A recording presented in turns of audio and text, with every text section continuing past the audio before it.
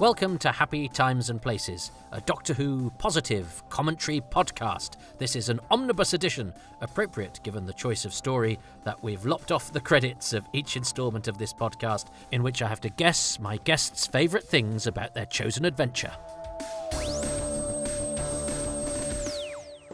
Midway sending now, Godborough receiving now. Yes, hello everybody.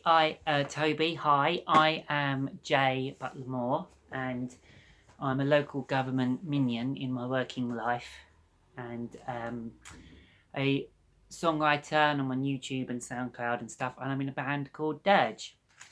But I'm here to talk about my 7 favourite things about the Seeds of Death. Well, hello everybody. Welcome to this episode of Happy Times and Places, which begins a new story for us, The Seeds of Death, starring Patrick Troughton. So we've heard from Jay, who is going to be in charge of us for the next 6 episodes, telling us what to like. I'd be interested to see what I haven't really sort of thought about this before now. I just went, what am I in the mood to watch? I knew I needed to do a Troughton, and the Troughton I most wanted to watch that I had somebody prepared for was this one. So here we go. Bit of Patrick Troughton, and I want you to press play in 3, 2, 1, go. Oh, she went 3, 2, 1 on the video. That's quite funny. So I am watching the special edition. I've had this in many forms because this was the first VHS I bought for something ridiculous like, I saved up, and it was Christmas and birthday money, and it was it $49.99, $39? It was the equivalent of a car. It was really expensive. It was before, I remember when videos went down to $9.99, and that seemed like they were a bargain compared to what they used to be like, because you had to get them for sort of the prices that rental shops would buy them for, and they would get that money back. So I had the whole of the Seeds of Death edited together in one long form from whichever prints they could grab. And this was a shock to me when I got the longer version, because the music, because obviously it cut out the bit where it said part 1. It's a very odd choice of computer voice. It's not like many computer voices that we know from Doctor Who. Michael Ferguson is a very interesting director, and he makes very interesting choices, especially on sort of who he chooses to shoot and things like that. Rick Felgate, who was Michael Ferguson, the director's brother-in-law. Was he married to Michael Ferguson's sister, I think? Yes. And then his sister, Rick Felgate's sister, was Cynthia Felgate, who was in charge of Play School. I think that's how it worked. Lots of interesting shots already. He always keeps it visually interesting without, I would say, being avant-garde, Michael Ferguson. And I realised that actually the last story I did for this, which also has lots of shots of people's feet before you see them, is The War Machines, which is also directed by Michael Ferguson. Now, I normally try and mix it up a bit to get a bit of variety, and he only directed 4 stories. But there was a bit of a wobbly console, not a wobbly set. That's different. I'll allow a wobbly console. Now this is very interesting. Because this shot, because whoever's talking is out of focus in this scene between Miss Kelly and Harry Taub as Osgood. For at least the beginning of that scene, he chooses to go out of focus on the person that's talking and in focus for the person that isn't. And as I say, it's sort of because you're sort of shooting live, as it were, as live. I always thought that was a bit weird that he sort of blows her a kiss, but it looks a bit strange. Because he's shooting as live, he's always mixing it up a little bit, and so I think there are some bits that you probably wouldn't. I like the way Brent goes. Goody got here before the old man arrived. He's very natural. He's a very naturalistic actor, I think, Rick Felgate. Never plays particularly. No, he always plays parts that he brings good value to that are never sort of showy parts, and so he isn't showy. He does absolutely the job. It amuses me that the fact that we had a close up of Harry Taub as Osgood's briefcase, and I think that's a gag, isn't it? It's going, we're all in futuristic costumes and all of that, but here's a guy with a briefcase like a civil servant, and it has to be a sort of gag because it's the sort of thing that my brothers and sisters would have looked at and go, oh god, they're all in space but they've got briefcases. But I think they're sort of going, these are all civil servants, these are all middle-aged guys on their way to work, and I think they've embraced that. I have to say, I'm not sure I think the workwear of choice for men in the future is the most flattering, because they are all middle-aged men with these sort of funny one pieces that show where their pants would be, which I think is a choice, I guess. But so it's sort of shiny. It's probably quite sweaty as well. Sweaty, and it shows you where your pants are. And there's a camera crash into a console. But I like Harry Taub, an excellent actor, and a very recognisable face on television. And yet both times he's in Doctor Who, he's brought in to be sort of, oh yeah, he's the actor we know. Oh, they've killed him. Because he also gets eaten by a chair. Suffocated by a chair in Terror of the Autons. So Harry Taub is basically brought into Doctor Who twice to be a shock death.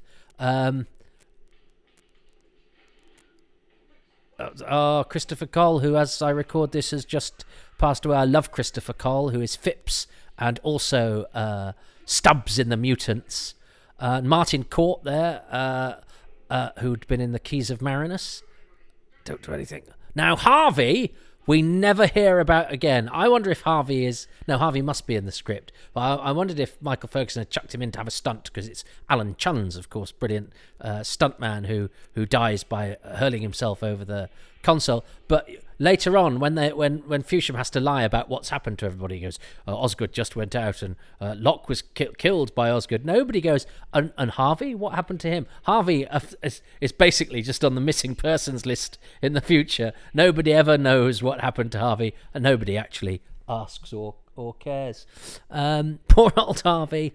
Osgood's gone too far this time. God, I watched this over and over again because it was the only video I had. I mean, I'd sometimes watch it twice in a day. But this episode was sort of whited. It was not very good quality. Episode 2 is much better. And so the bridge between episodes 1 and 2, the quality suddenly improves because they just got whatever copy they had on the shelf. I mean, Harry Taub is not in this very long at all, is he? He's very good. He's a very good actor, and continued acting right up to the end. He had quite a decent stint in EastEnders. Was he married by Janine or something like that? But he's in all the Carry-Ons, and even in the Day-to-Day. So he crossed comedy generations. Worked a lot for the National Theatre. Excellent. And he wrote the obituary for Alan Tilvern, who played Forrester in Planet of Giants for The Guardian, I think. So they were mates, and he did the Roger Delgado documentary for John Kelly. So he was around when we were doing the range, but I never had the pleasure. And then he died, and it was like, because you sort of thought he was still around, he was still working. And a Death by Mirror there. So I mean, so far one of the more familiar faces has been the first to die, and I love the way, and there must have been recording breaks and things. So it feels quite unusual already that because you've got everything done from the point of view of the monster, so you don't see the monster. Ronald Lee Hunt as Commander Radner must have thought all his Christmases had come at once, because weren't the first 2 DVDs amongst the first 2 VHSs, were Revenge of the Cybermen and The Seeds of Death, and he's in both of them. So he must have had a bumper set of royalty checks. He gets a slightly... his is not wipe clean, his costume. His is slightly more absorbent. So obviously if you're of a higher rank, you get a bit of felt in your costume rather than shiny latex, whatever it is. So how far are we in? This is the first we've seen of the TARDIS crew, so the story is well and truly underway.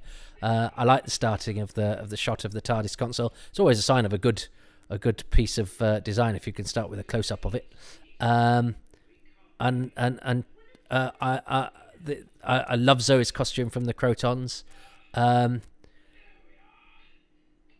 It's a nice little setup, isn't it? Of where on earth are we? And of course the Doctor. He looks good in his short sleeved shirt, doesn't he? And I quite like the way he's sort of going. The control is stiff, which means that if we don't quite, we're not going to be able to match up completely what the camera outside is doing with me twisting the thing, and it doesn't matter because it's jerky because I'm struggling with it myself. He's got a brilliant face, hasn't he? Look at that deep in thought. You can see the machinery whirring inside his head. He's so clever and interesting. It's quite an odd museum, this, and it's quite odd what the TARDIS camera manages to pick up as well. How's it suddenly got a close up of that we're in a museum?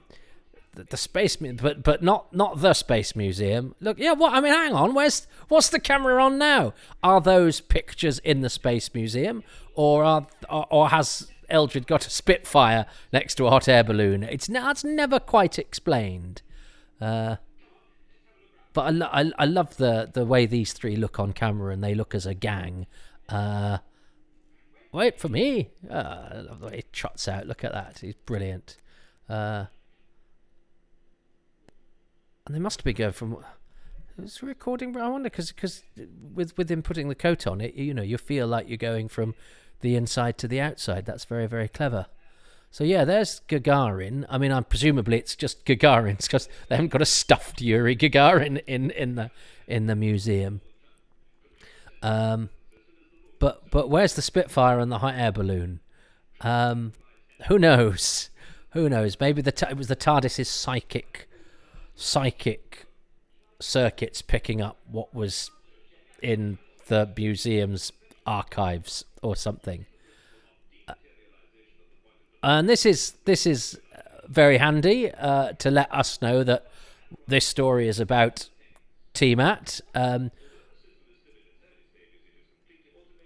which is an interesting choice for Professor Eldred's museum, especially as his one character trait is that he hates T-Mat and likes rockets.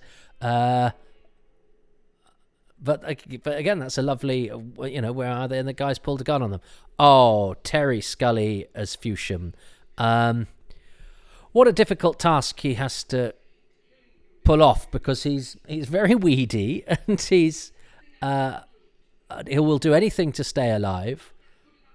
And yet he's terribly sympathetic, and he has to do quite sort of histrionic stuff, and you need an actor with believable nervous energy, and I think he's an excellent piece of casting, and I think a lot of actors would struggle to pitch this performance right, and he gets it bang on, and I think as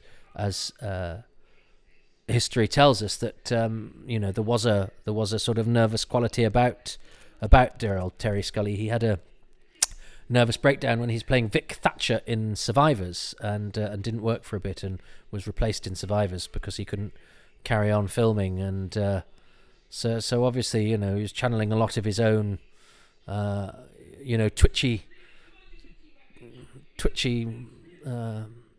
vulnerability, all of which comes through and makes him a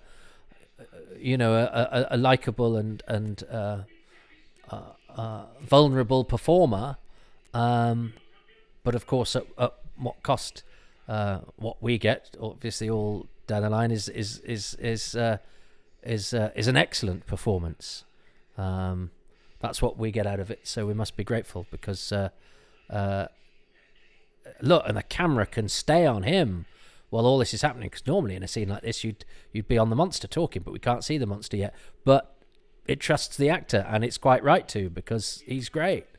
And Christopher Cole has a solid dependability, a straightforward decency about him. I was always very cross because I like Phipps, and I want to live. Yeah, see, that's really hard, and no, not people wouldn't know. A lot of people wouldn't go that far with that, or if they did, they wouldn't pull it off. And I think he's great.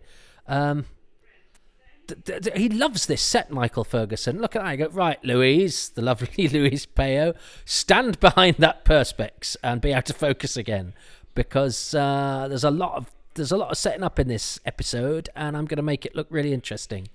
Michael Ferguson, one of the great Doctor Who directors.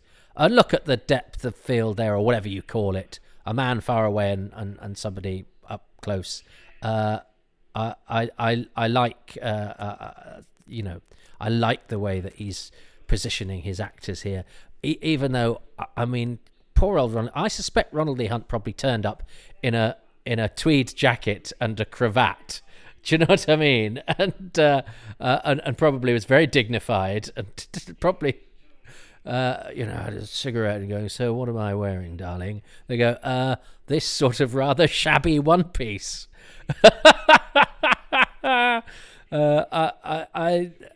And Hugh Morton turns up like you've got all these sort of rather grand,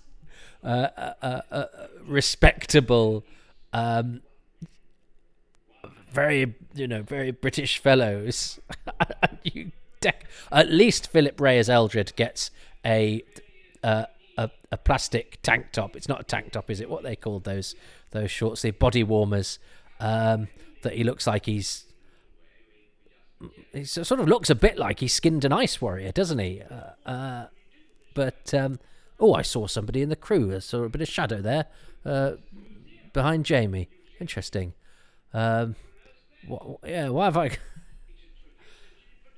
I? Philip Ray was he's in one of the Hancocks, isn't he? He's the 12 Angry Men of the Hancock.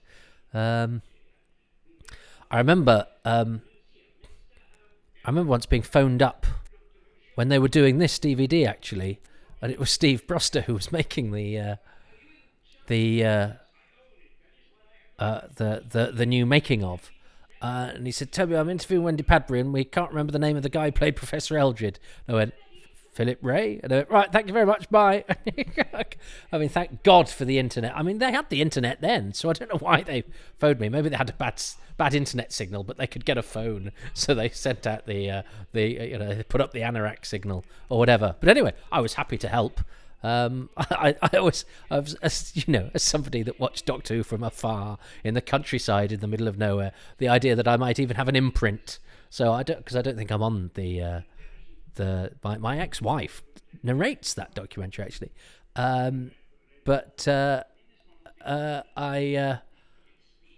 she narrates one called Lords of she narrates a documentary that's on there anyway. So actually I wonder if this is her complimentary copy. Oh dear, sorry. Yeah. Anyway, yes, but so the idea that I might have even the smallest little fingerprint on an official release that I'm otherwise, fills me with joy, especially as this was my first. It was slightly sport for me because I didn't get many Doctor Who magazines, but there was a Doctor Who magazine that I did get for some reason, and somebody had written in and said on the VHS of the Seeds of Death, where are the cliffhangers, because it's all been edited together, and I, as a fan, I'd like to know where the cliffhangers are. So obviously Doctor Who magazine said, well, this one, there's the end of episode 1 is where Locke gets killed, and so as soon as Locke comes on, you go, well, I know he's going to die. Then at the end, episode 3, Brent touches the seed thing, and you go, well, he's presumably going to die then, so that's Brent. Well, I know he's going to die. Episode 4, Phipps is killed, and then blah blah blah. So you go, okay, Phipps dies. So you suddenly go, well, I sort of pretty much know how every single supporting character dies now. And for some reason, I knew Osgood died early on. So actually, pretty much the fate of it. And one of the reasons, you like stories like this, and they're populated with characters played by good actors, is that it's that thing of the Poseidon Adventure or the Towering Inferno. You play the game of, I like them, I hope they don't die, or who's going to die next, or they're asking for trouble, they're going to die. And so I had that joy, if you like, taken away from me with this one, because I pretty much knew when everybody was going to die. So that was a bit of a shame for me, I have to say, because I'd got that magazine before I got the You Play Your Game, We'll Play Ours. Martin Court is still about. I occasionally have a drink with Martin in London. He was still great friends with Peter Stenson, who was also with him aboard. They were both in the Keys of Marinus. Martin plays several parts in the Keys of Marinus, so it's interesting to see him turn up here, because he did quite a lot of early telly, but then has sort of largely directed theatre and things like that. But he's still about, going strong. He's actually a Facebook friend of mine under his real name, which I won't share with you because. Sorry, that didn't mean so. I'm not going. I'm squandering this small part player in Doctor Who. It's just it's a private thing.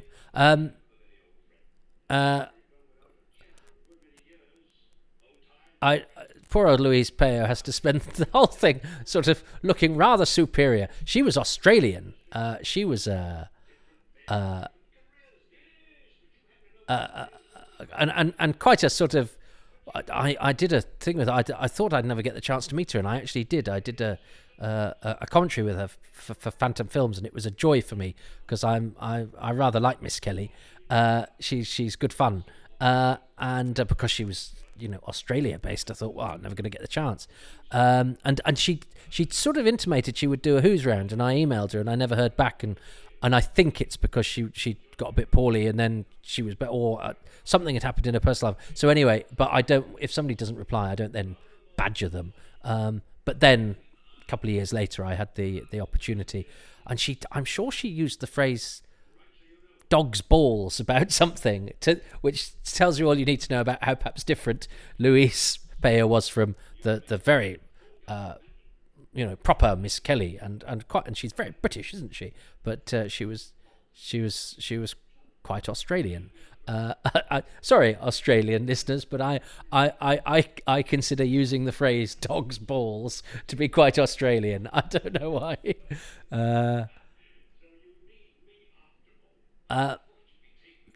I quite like the fact that Eldred then tells him to stuff it.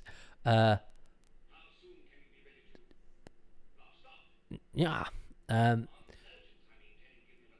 Ronald Lee Hunt's an odd sort of actor, because it fulfills a great purpose in a great number of British programmes, but it's a certain sort of stoical, sort of stiff kind of acting that we don't do anymore.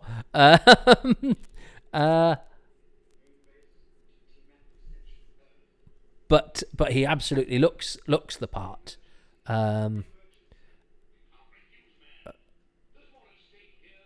But yes, I don't know how interesting an actor he is. And that is one heck of a costume. And I love, I suppose, no, you can do that now. You can switch a call through, but quite like the fact that, the Moonbase can call Commander Radner on Professor Eldred's telly. So this is where Martin Court gets it, although he is in next week, and that's great. All those quick cuts again, because the multi-camera thing. Michael Ferguson is, he keeps the pace going. Those cuts from face to face to face. That's a terrific episode ending, and that's a great, because it's a fantastic. The makeup, the half mask on Alan Bennion, the mighty, the legendary Alan Bennion as Slar is a cracking close up for the end.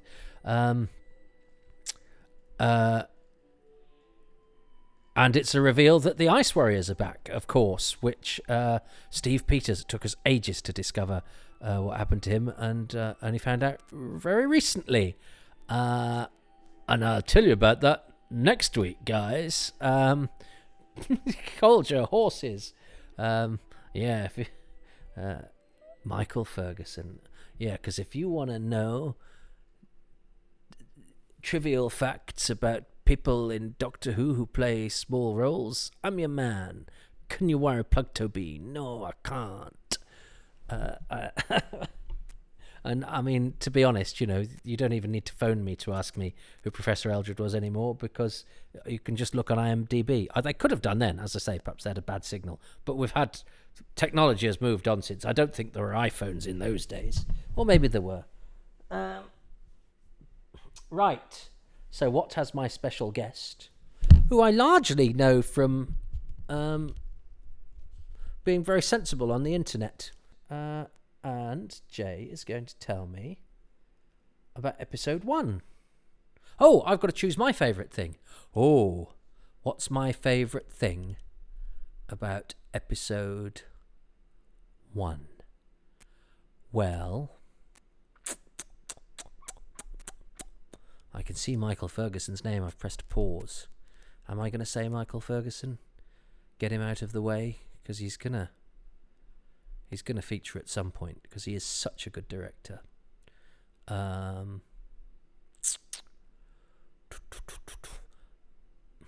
Yeah, because of all that clever shooting. Yeah, I'm going to say Michael Ferguson, because of the clever point of view stuff with the alien, the quick cutting, the way he shoots people through the sets, the way he's always on the move to make it fascinating and to make it fast paced. And there's a lot of exposition in that episode, but he keeps it interesting. Michael Ferguson. I maybe should have gone for him for my overall thing at the end, but he might get claimed before that. There's tactics involved in this silly thing that I've set up. Right, here we go. So my first favourite thing coming in right at the beginning is the music. I actually have the music that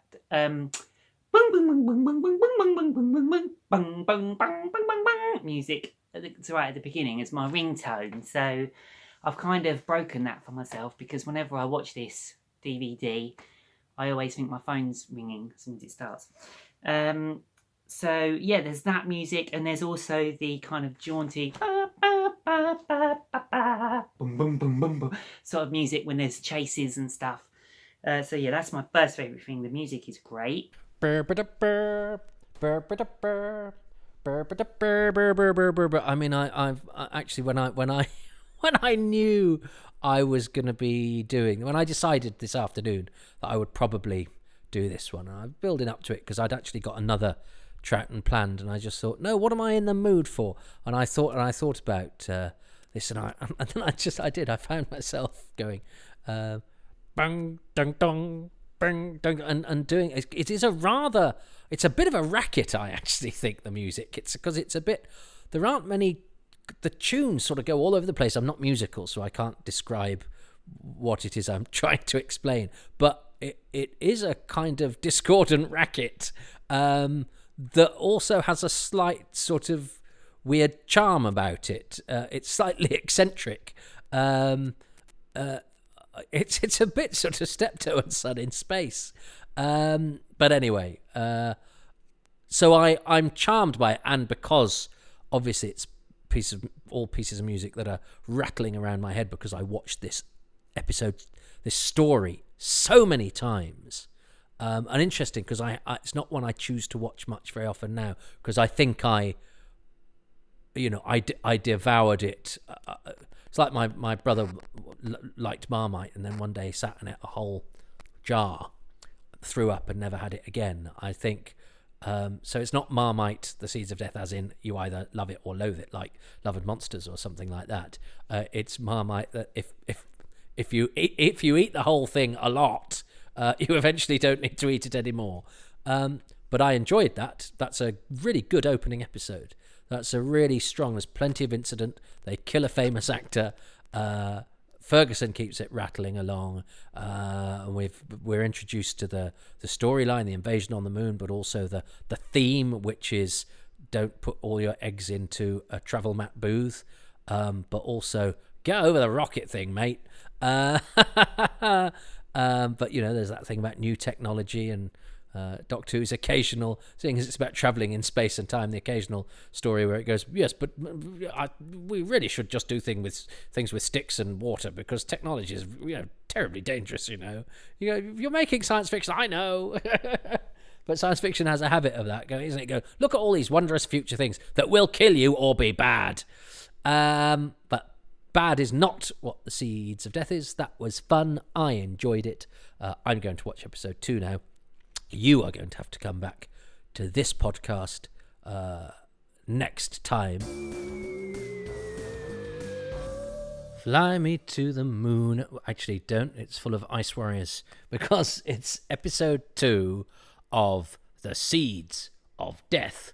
And myself and Jay are going to watch it. Then Jay will highlight a favourite thing, and then I will see if the thing I have highlighted is the same. So I want you to press play in 3, 2, 1. You might not be able to quite sync with me because I think my DVD player burped or something happened. Or anyway, so this is quite an unusual experience for me because I had this on edited together videotape, so I'd actually not seen that close-up of Slar because they don't have that final shot in the video. This is Jay's favourite thing from episode 1, or first favourite thing, and it's this very strange music. But I do like this opening because, again, another thing you didn't know from having the VHS that was all edited together is that you have this sort of model sequence of Earth and the Moon, and it sort of starts off on, highlighting whichever one the action is on. I think it's different depending on where we start the action. Kill him. Dum dum dum. Dum bum bum bum. And I think episode 2 cuts in here where Locke falls, and suddenly the quality gets actually pretty much like this. The quality of episode 2 on the VHS is absolutely marvellous, and Phipps has a very lucky escape there, and Martin Court, bless him, gets an episode fee for falling over again and being dead on the floor. There's a few actors who have that where they get to just come and reenact their death from the cliffhanger in the Troutner. Bernard Holly does it in Tomb of the Cybermen, and Nick Zaran does it as Lieutenant Sorber in is it Lieutenant Sorber? I can't remember in the I don't know if they do the American pronunciation in the Space Pirates. That's for when I do the Space Pirates. Look at Terry Scully being Craven, and yeah, Martin Court at least gets a close up in death. So I bought this from John Fitton Books and Magazines. I ordered it, and you sent off for it. You wrote a check, and then you waited, I think, a while. I think it took a while for stuff to come. But John Fitton Books and Magazines was advertised in Doctor Who magazine, pretty sure it was. I saved up pretty much everything that I had, because the idea that you would own 6 episodes of Doctor Who. But even then, you own 6 episodes of Doctor Who that somebody thought, well, to make it more accessible, what we'll do is we'll chop the episode endings and beginnings off and edit it into a movie, because we don't want people to think it was a serial. What would they do when the episode ends? Well, they might switch off, not realising that there's more, or whatever. But that sort of butchery. But at least with this, they kept all of the action, because I know Pyramids of Mars is missing various scenes. They decided to trim it down a little bit, and Brain of Morbius, they released the 50-minute version. So I certainly didn't buy that. In fact, I don't think I've ever seen the 50-minute version.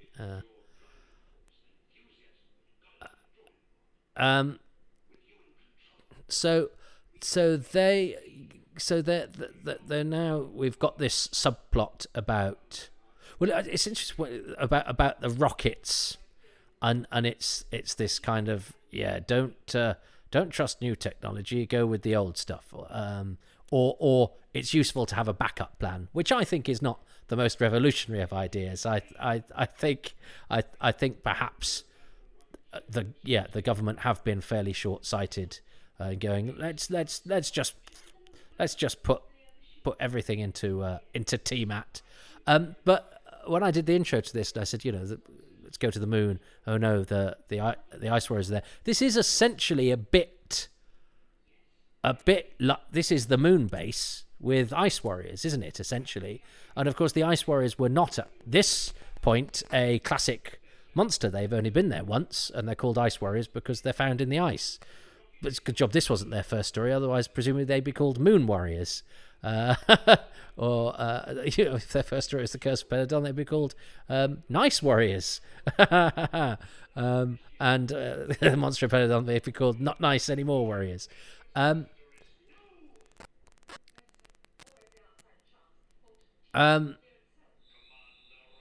Commander Andor, I wonder why they said we need a man with a blocked up nose voice for the computer, which suddenly changes goes down an octave or whatever. It's yeah. So anyway, yes. In the moon base, I can't get over Ronald Lee Hunt's really baggy outfit with its quite high belt, and it's it's Bobby Bartlett, who's a wonderfully monikered costume designer, who does a nice job with the Ice Lord, which I know the television companion points out is never said on screen, because they say it for every single. It's not the television companion; it's the handbooks. How Stammers and Walker have done some brilliant history research for Doctor Who, but they do love the fact that the Ice Lord is never referred to on screen as the Ice Lord, because in its popular myths, it's a popular Slar is an Ice Lord. He's not called an Ice Lord on screen. Islir is an I think they do it for every single one. It's like, we've made this, we know this fact, and we're going to really emphasize it because we're really proud of the fact that we've discovered it. Now, the Ice Warriors, I think at this stage, are Steve Peters. I left you on a cliffhanger, didn't I? Steve Peters and Tony Harwood. And Steve Peters is also in one of the Ambassadors of Death. And so you see him because he's also the actors who play the ambassadors also play the missing astronauts when they get a scene in the later episode 5 or 6, isn't it, on when the Doctor visits them on Mars. But Steve Peters, we could never find. You try finding somebody called Steve Peters. They're not exactly Google wax, are they? His real name was actually Peter Stevens, and Peter Stevens plays Cyril in The Celestial Toymaker and Lolam in The Underwater Menace, so he's got the same name as another Doctor Who actor. But anyway, he died in 1994. Did Peter Darcy Stevens. This is the best example of hiding in plain sight there's ever been. I mean, bless him, he does his best there, Christopher Cole. He goes, well, if I just bend my head. It actually reminds me a bit of sometimes. My partner is a wheelchair user, and sometimes when she needs to get out of a tram, for example, and people are standing in front of the tram doors, she sort of needs them to move out of the way so she can get out of the tram doors. And you see people just sort of do that, and you're like, your body is still blocking the door, because just because you've moved your head back a bit, it doesn't mean you've been any value whatsoever. But it's like they go, well, I'm sort of making an effort, I'm showing that. I've occasionally had to go, can you just get out of the way? But poor old Christopher Cole, lovely Christopher Cole, recently departed, does a great job there. But I mean, he's not even behind the cupboard, especially when the Ice Warrior gets to the middle and does a 360-degree turn. So that, I'm afraid, is a pretty naff moment, and one wonders why they didn't, pull the cabinet out and have him duck behind it or something like that instead of doing that. Yeah, I'll just do that. That'll make me invisible, which suggests that the Ice Warriors whatever's on the on their glasses, it's frosted up on the moon. Now, I like these two extras behind as the technicians, because one of them's sort of short. Oh no, there's a few of them. There's Pat Gorman right at the back. Early Gorman, Pat Gorman, the Where's Wally of Doctor Who, a legendary walk-on extra, sometimes credited actor, and of great value to British television for over 30 years, and particularly to Doctor Who. But he's in everything, Pat Gorman. And one day I want to make a documentary about him, because, and I tried desperately to interview him, but and when I was staying with a friend after my marriage broke down, I actually ended up, I think I might have said this, so I'll be real. I ended up living literally 10 minutes away from him, but never got a chance to interview him. I got him to sign a couple of things for me through the post, but he never responded to requests for interviews. And I after he died, I spoke to his daughter, and she just said she thought he was a bit shy. And so the only interview we've got is on I Was a Doctor Who Monster, which is a short showed before the repeat of Planet of the Daleks in 1993. And I tried to find the rushes for that to see if we got the whole thing, and they'd pretty much got all of them except his, I think, from the various people I asked. But the two that go up to the moon, there's a short and fat one, and there's a tall and thin one. The tall and thin one is Royston Farrell, who's an extra, but also he was a bit of a stuntman. He could do judo, and he's got the line "boom" or "bang" in the Claws of Axos, which I think is his only credit in Doctor Who as technician. He's a technician in this, but he doesn't get a credit because he doesn't even say "bang." Is this interesting? My God. Royston Farrell also gets killed in the Ark. He gets killed. Well, maybe I'll do a Royston Farrell ometer as well as the Gorman ping as we go through all of these episodes. It's a brilliant mask and brilliant makeup, and I love there's photos of behind the scenes of this where Alan Bennion is having his makeup applied, and he's still in a shirt and tie. Nowadays, if you went in to have a big monster makeup applied, you'd just have a t-shirt. I mean, I haven't even dressed up for this. I'm ready for bed. I thought I'd get a couple of episodes in before bed, but I love the fact that in those days, no, you're going to get makeup on. You still wear a nice shirt and tie, which probably got absolutely knackered and covered in gunk. But no, you still wear a tie. Because the newspapers were there taking a photo, so maybe it was a photo shoot, so we're representing the BBC, you've got to have a tie on. I don't think the world is a better place because people don't wear ties for professional acting jobs, even rehearsals anymore. I don't think that the loss of them has improved our lives any. This is all interesting stuff that because if you saw this on the script, it's technical bafflegab. No.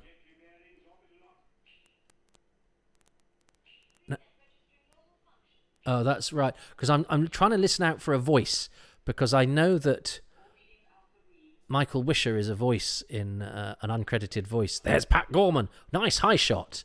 Is an uncredited voice in this, but I'm not sure I've pinpointed where. That's going to be impossible to do when I'm talking at the same time. But yes, it's as well as the legendary Pat Gorman, the legendary and the not so legendary, but I like him anyway, Royston Farrell, the legendary Michael Wisher makes his Doctor Who debut before getting seen on screen for Michael Ferguson again in The Ambassadors of Death. That's a nice little model rocket and stuff. This is all good stuff. I love seeing these. These three are a good gang, aren't they? Although they haven't actually done an awful lot. I like the little chat they had where they decided to help out. And they just look brilliant together. When did Zoe get changed? Oh, I liked her old costume. But all of Zoe's costumes are pretty good. Oh yes, and Alan Bennion as Slar. He lived in Brighton for many, many, many years. He wasn't too keen on being interviewed either. I think he'd done one for Doctor Who magazine, and he did an interview for the first DVD of this, but needed some persuading, and thereafter wasn't that interested in doing anything else. We tried to get him for the Peladon ones. And about 3 people I know who live in Brighton and knew where and would see him around said, "Oh yeah, I'll get you his autograph at some point," and none of them ever did. So there we go. All I give people, I like to think I help people out, and I was on a promise with autograph de Bennion, and I didn't get it. So I never had the pleasure, sadly, which is a shame because and his acting career outside of Doctor Who was okay, but relatively modest. And yet in Doctor Who, he is the only Ice Lords. They're not actually called Ice Lords. That does amuse me, though. Well, you've got a fact. And I love. I don't know Stephen James Walker and Mark Stammers, but I like their work. But I do know David Howe, and he's a lovely, lovely fellow. But I'm just amused every time that pops up it's not actually an Ice Lord, you know.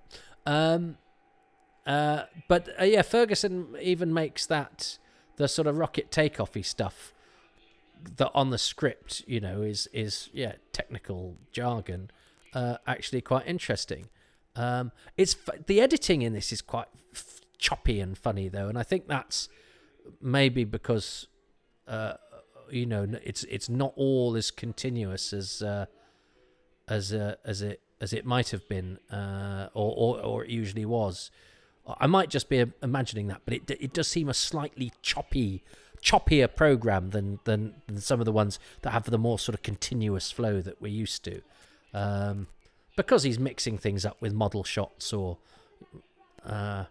and they're sort of trying with the anti-grav thing, aren't they? They're doing it, you know. It's a hard thing to ask actors to do, and it never looks quite right because you can't quite fake it. I don't know why. I love this. I think there's a fault, he says, and doesn't it cut back and it's like there's loads of smoke? That's a brilliantly Doctor Who thing of sort of going, I'm not sure if it's smoke. I love it when future technology is a bit clunky and knackered, but that's a very Doctor Who thing and an antidote to the sort of slick futuristic nature of, you know, more expensive, frankly, shows or American shows or whatever. And if you like, I don't want to be too lofty, you know, one of the reasons Alien was such a breakthrough was because actually the spaceship was just a place that people worked and dressed in their normal clothes. It wasn't a place where people wore silver and had spangly hats and everything was sort of glossy and brilliant. Everything sort of greasy and breaks and all of that sort of thing. And I like it that in Doctor Who the technology sometimes has smoke pouring out of it or bits fall off it, because that's what, you know, that's what this house that I'm in now, we had quite a big part of it had a load of work on, and so you get a new kitchen and you get a new and for about 10 minutes you go, oh yeah, this, you know, I'm going to make sure this house is okay because there's new plaster, there's no cracks in anything, and oh, this door, you know, and within a year you go, oh, that door always sticks, and oh, that's got a chip on it, and that tap doesn't quite work properly, and that nothing ever stays perfect. And why wouldn't that be the case with a spaceship as well? Yeah, you tell him, Gia Kelly. My mum was always quite amused by Gia Kelly because she thought she was. I shall have to go above your head. Oh yeah, it's this bit. Yeah, I remember my mum finding that really, really funny.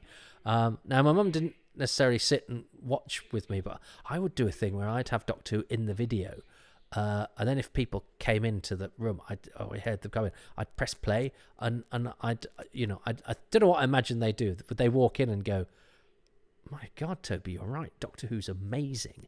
And I remember my sister had a boyfriend and I have a sort of whatever it is. I'm not going to label it whatever it is. I mean, I have a stupidity, let's call it that, where I say things out loud when I'm left to my own devices.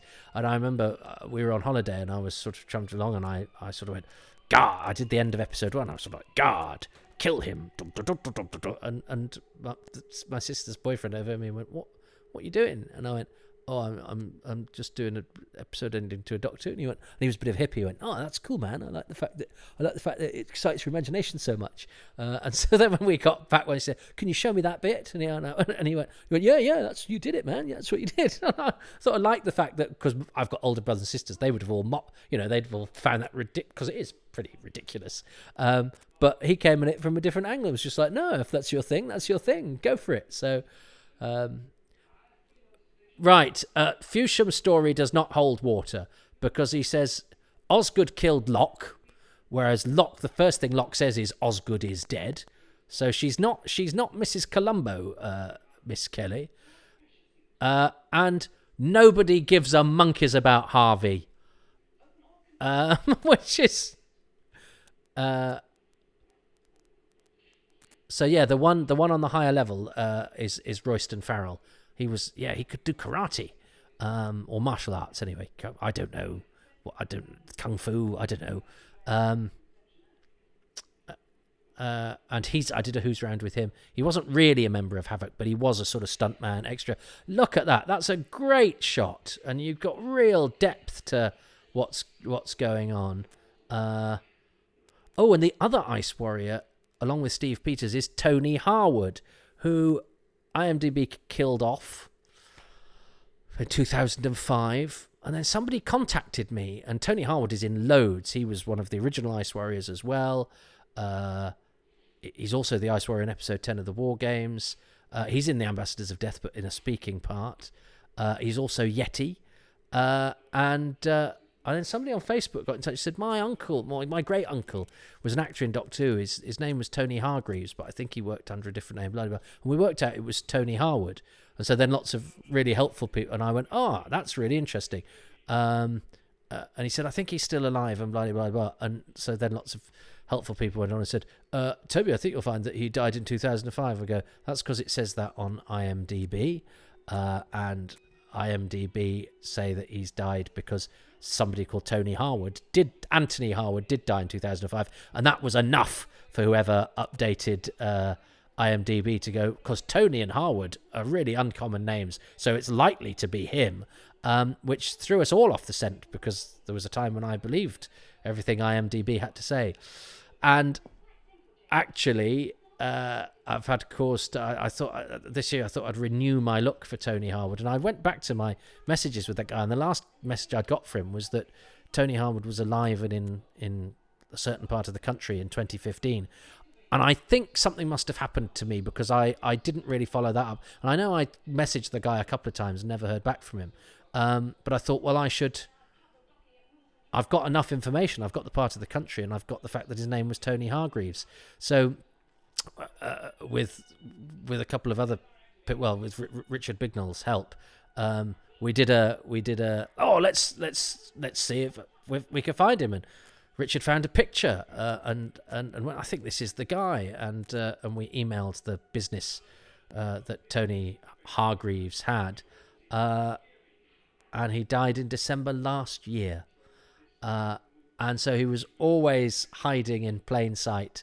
We could have found him, and he did so many Doctor Who's in the 60s, and there's is the one of the original Ice Warriors, one of the original Yeti. No, it may have been that we got in touch with him and he wasn't interested in being interviewed. But when you sort of think, oh, the people we can't find, they're nowhere. Do you know what I mean? They must be long dead, or they must not be interested. But actually, not everybody who is in Doctor Who knows that Doctor Who is out on DVD. And we tried Equity, we tried the BBC. So actually, he's probably got loads of unclaimed royalties. I don't know if that was him or Steve Peters who just got turned into a blob. But I love the negative effect, the quick cutting. That's very Michael Ferguson. The quick cutting, the different angles. And that's a great piece of plot that Phipps, who I love, little Phipps's subplot where he's hiding in plain sight and then melting ice warriors and being very sweet. He's got such a nice quality, Christopher Cole. And he melts the ice warrior, and whatever he does because he's tripped the switch or he's unplugged something, means that they've lost the signal. And it means that the closing titles go at a hell of a lick. They really need to slow that. That's like titles today, but at least they're a decent size. But they're flying past. Perhaps it's because they're in space and they've got zero gravity and they go... Yeah, Tony Harwood and Steve Peters. So yeah, Tony Harwood, bless him. We could have had some interesting anecdotes from him. Now, I have to counter that by saying there are sadder reasons for somebody being dead. Somebody being dead is sad for many more reasons than the fact that I didn't get to interview them about Doctor Who. But I nonetheless, I wish I'd been a bit. I wish I'd picked up that thread, and just done the little bit of extra investigating, or maybe even just spoken to Richard, because he's very good at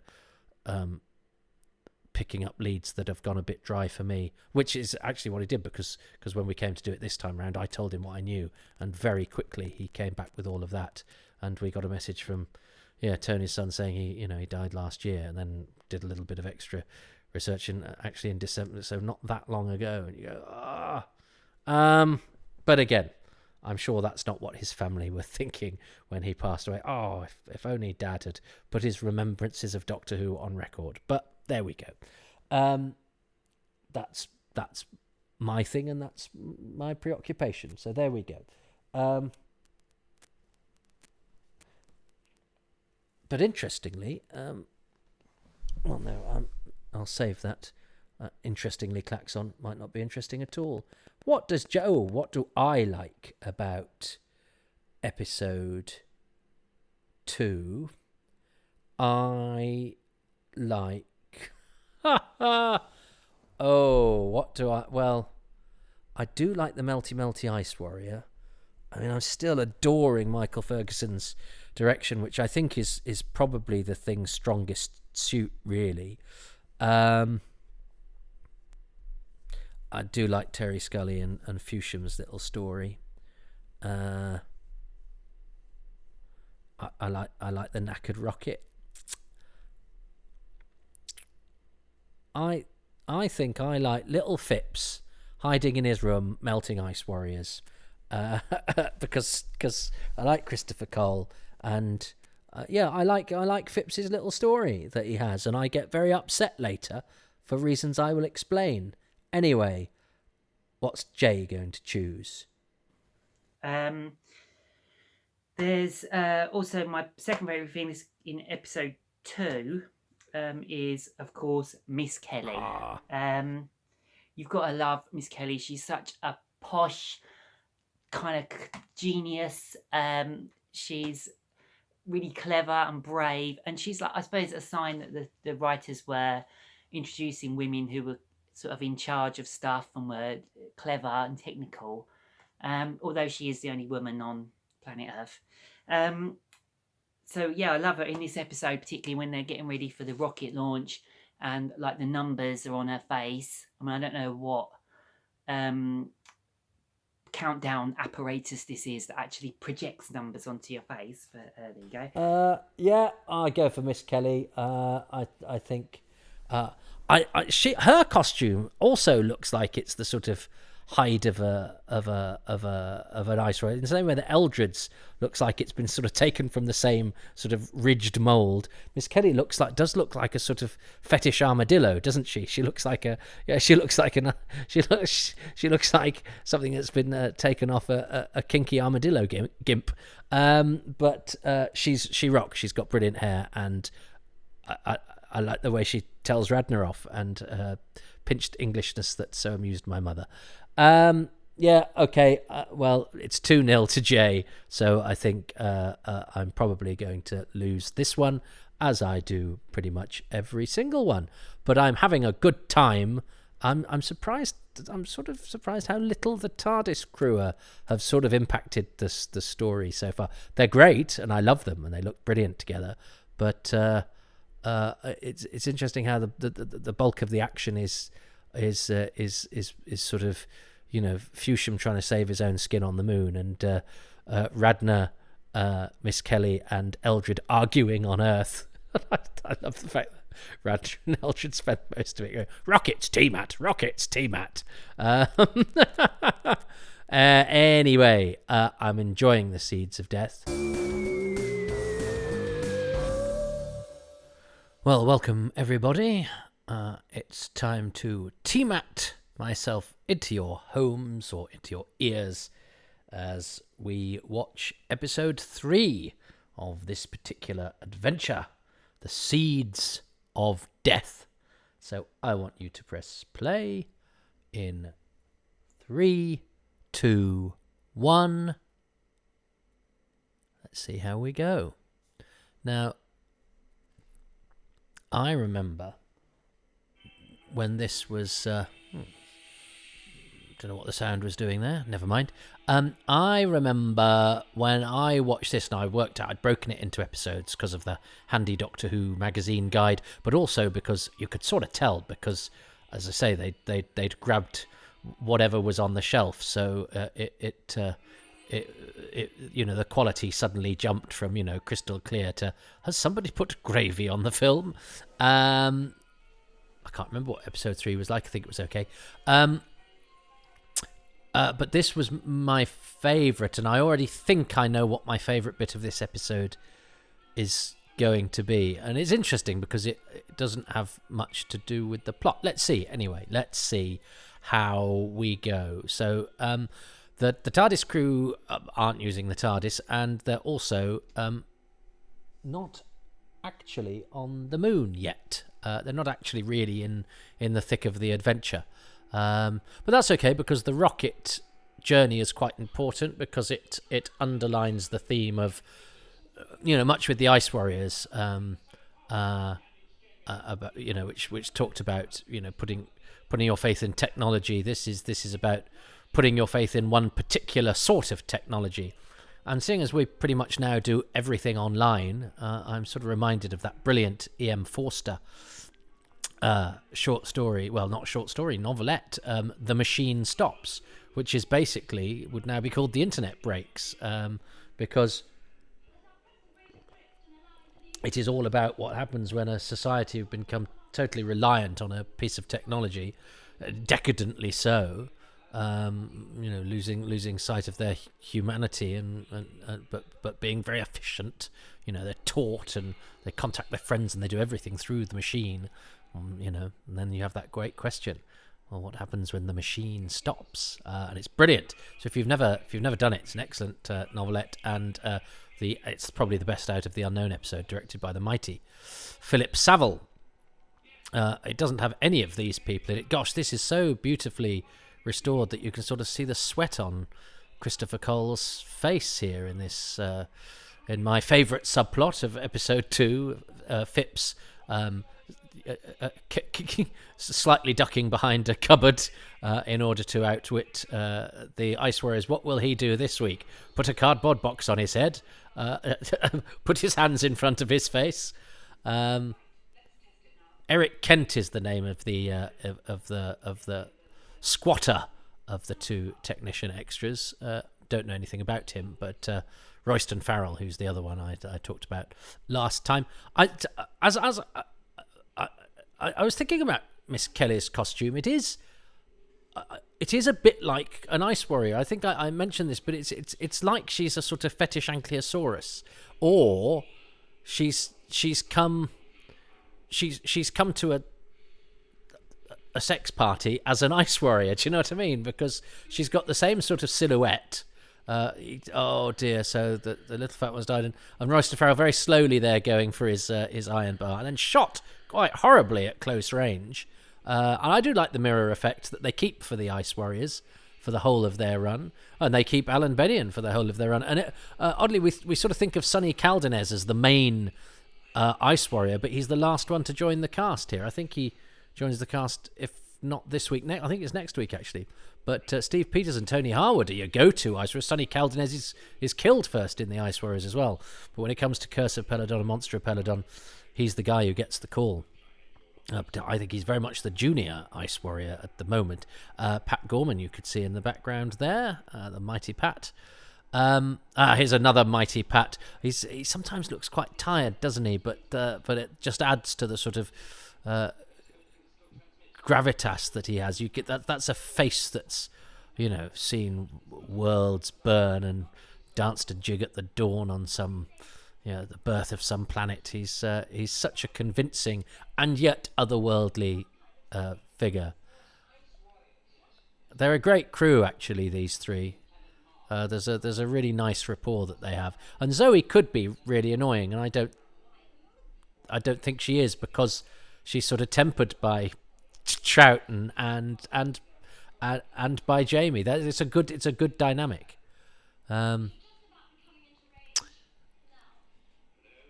So I don't know if you've noticed, everybody, that in the Seeds of Death, if you've been paying attention, there haven't actually been any seeds yet. You'd be, I know there are some stories that are called something of the Daleks or whatever, where the Dalek isn't in it for the first 25 minutes, and shock horror, it's the Dalek at the end of the first 25 minutes. But you have to wait an hour for there to be to sow the smallest, even the smallest of the seeds, and they're not even seeds; they're balloons. But they're balloons of blight, not seeds of death. They're balloons of foam. Do you mean fire? No, I mean foam. The model work is quite fun. I never really thought about the model work before, but you actually do get quite a lot of the rocket in this, which almost, because spacefaring was obviously very much in the headlines with going to the moon, Neil Armstrong and Michael Collins and Buzz Aldrin heading off for the moon. That this is very of the moment, and I think that's a terrific wheeze, actually. The idea that space travel by rocket that is part of the brave new world of the back end of the 60s is in this Doctor Who story something that's just so taken for granted that actually it's a rather sad pastime of a forgotten old man. And it's a great leveler. That's a great shot, that model of the rocket going down into the moon. That's the perspective is beautiful, this idea. But I think that's a brilliant wheeze, actually. You're brave. Doctor Who sort of brings us down to earth. We think we're really modern. Of course you do. Everybody living in whatever today is, because we're at the very height of technology and what's possible, aren't we? Amazing. And Doctor Who's going, in 200 years' time, they'll think that's as quaint as we think black and white telly and 3-pin plugs on the moon are, or whatever. But and we've no idea, what we think that we do that is amazing, that people in 200 years' time will look at and go, they do that then? Idiots.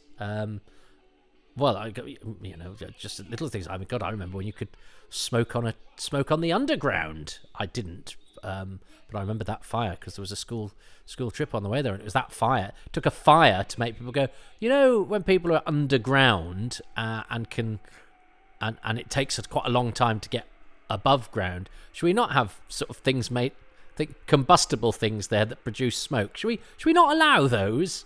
And on trains and planes and everything. Well acted on the rocket, TARDIS crew, and at least you're getting a good slice of the action, which isn't always the case in this season. In that it's largely been the Doctor, Jamie, and Zoe in this episode so far, and it's Terence Dicks now has sort of taken over the writing. He's not credited on screen as the writer, but he is on the production material at the BBC. That it's not really The Seeds of Death by Brian Hales. It's The Seeds of Death by Brian Hales and Terence Dicks, but he was script editor. And Terence always said that Brian Hales was quite easygoing, and you just go, we're going to rewrite this, Brian. He's like, yeah, that's fine. I've done my bit. I've got paid, because there were 2 Ice Lords. They're not actually Ice Lords, Toby. Yes, I do. There are 2 Ice Lords, I think, in the original breakdown. and yeah, the Kelly character I think is originally a male and then does different bits and bobs. Anyway, yeah, the breakdown is very, very different, and it goes through various iterations. And finally, Terrence Dicks I think just goes, I'll just write this. And Hales had a similar sort of total rewrite happen to. I wish we could find the original versions of the Celestial Toymaker with the characters of George and Margaret, just to see how it would work, because it sounds weird. I mean, it is weird. It's not. Yeah, let's not talk about the Celestial Toymaker. Here's Terry Scully being fantastic. I have to say, and because I've got 6 episodes to get through, and I've got. I thought last week. I thought that Terry Scully Fewsham has a very bony arse, and I don't know if there's a bonier arse in the whole of Doctor Who now. I don't know if that's a thing that we ever need to write anything about, but he's got a bony arse. So there we are, bony arse Fewsham and his moon heroism. But he's a great character, and he does. Terry Scully is in. There's some filming of them making an episode of Z-Cars at the BBC. It's a peek behind how we make television, and Terry Scully's in that. So we see him doing a bit of sort of acting, a bit of behind the scenes. And I remember when this was released on DVD, the production subtitle sort of said, sadly, Terry Scully died, because I think he died relatively recently, or they found out he died when they were preparing the DVD. So now, of course, the idea that you'd have to put sadly before any cast, because it is sad, but obviously you can't. You have to be a bit more removed from it now, because, well, in fact, gosh, I remember a time when pretty much everyone from this bar, Philip Ray and Hugh Morton, were still with us, and now I think, yeah, Martin Court, his Locke in episode 1, is the only guest cast survivor. Gosh, that's sobering. And yet there would have been a time where you could have got a DVD commentary, say, with practically everybody, had they been willing or available. I mean, Louise Payer was in Australia, and Alan Bennion and Christopher Cole both seemed quite reluctant to do interviews and stuff. But yeah, I feel a bit for Terry Scully, because he's in the Dawn of the Gods episode of Blake 7, and his hair's gone completely white, and he's sort of unrecognisable. And as I mentioned before, he sort of did go through a bit of a hard time, but he has that great nervous energy as a performer. This is a nice little plot twist, because Zoe's gone to check the thing, and the rocket is knackered. So suddenly you do need the new technology. But I like it when a Doctor Who story takes a piece of technology and builds a story around that. I think that's a great idea for a science fiction show. And I think, do I recall the sets? By the way, I think are very good, because they're obviously raised, which gives them a which gives them a quality of having a life outside the bits of the set that we see. Now this was my favourite bit to watch. I think when I first got the VHS. Although I think the Ice Warrior, who takes ages to shoot and then is easily sort of run rings round, is it's not their finest. It's not the finest use of them. But why is there a hall of mirrors in the moon base? I like that idea. Is he going to stumble across a fortune teller at some point? Is there a helter skelter? Is that why it's a raised area? But this is where there's no plot here. But what it does do is it goes. But Patrick Troughton is brilliant at running, and then the relaxed face, and then the terrified face, and there's a couple and the raising of that. I love it all. And yet, if I saw an actor that wasn't good doing that, I would be annoyed with them and find them going too far and prattling about. But Troughton is always somehow real, and no more so than here, when he's faced with mortal danger. he does this brilliant thing, and that's a terrific shot as well of little Troughton flanked by the armed arms of the space crocodiles, and he's desperately sort of going, what can I say? What can I say? I'm a genius, and he got no idea if it's going to work, and then is massively surprised when it does. And that's brilliant shot because you keep his face all of the time. Well done, Michael Ferguson. Well done, Patrick Troughton. That's absolutely marvellous. As I say, there are actors that would do that sort of comical arms aloft scampering about that would irritate me, and I'd want to kick them in the shins. But Troughton never. I don't think there's ever any bad acting from Troughton. He's just too good. What the Ice Warriors, I don't know what they've been eating, but the way you could tell they're coming is that they have terribly rumbly tummies. It's a great design, though, isn't it? I like the fact that they've got hair, because you're not quite sure, because is that carapace, is that armour? But it's hairy armour. Who wears hairy armour? I suppose, did Vikings have hairy armour? But, so are they nude? But no, because they've got the helmet, and the mouth is underneath the helmet, which was a lovely mystery until they came back in the modern era, and the first thing they decided to do was go, well, you know how you don't quite know what lies beneath? Shall we show that? And you know how they're whispery monsters? Should we get the actor that does them brilliantly for Big Finish and does the whispery thing? Because that's a really interesting thing, because their atmosphere where they're from is different. You know, there's a logic there to the fact that they would find it difficult to breathe and therefore have a whispery diction, and then that gives them, you know, their sort of unique, their USP. So should we have them whisper? No. Let's just have them sound like all of the other monsters. Why have you brought them back? To show their face. Did anyone want you to do? What? It just strikes me as faintly bizarre. I don't understand the modern world. And I liked that episode. I just thought it seemed really odd to take a monster that has two things that are really interesting about it and destroy the interest. But I do think Martin Bohr's design of the Warriors is fantastic. Although they had real trouble getting out there, and they've only just gone round the corner, and they nearly took the doors with them. But I like Paul Allen's sets as well. He also designed Horror of Fang Rock, which I think also had some raised. Well, it's got that staircase, hasn't it? So he's good at getting things up. Troughton's face in this is brilliant. He's got that sort of tired obtuseness, and you can tell he's sort of working out. His brain is whizzing around at 1,000,000 miles an hour while he's sizing up the enemy, who is the very composed Alan Bennion, with that brilliant chin makeup. Oh, and we've got two more Ice Warriors. Having seen two go out, it's the same two, of course.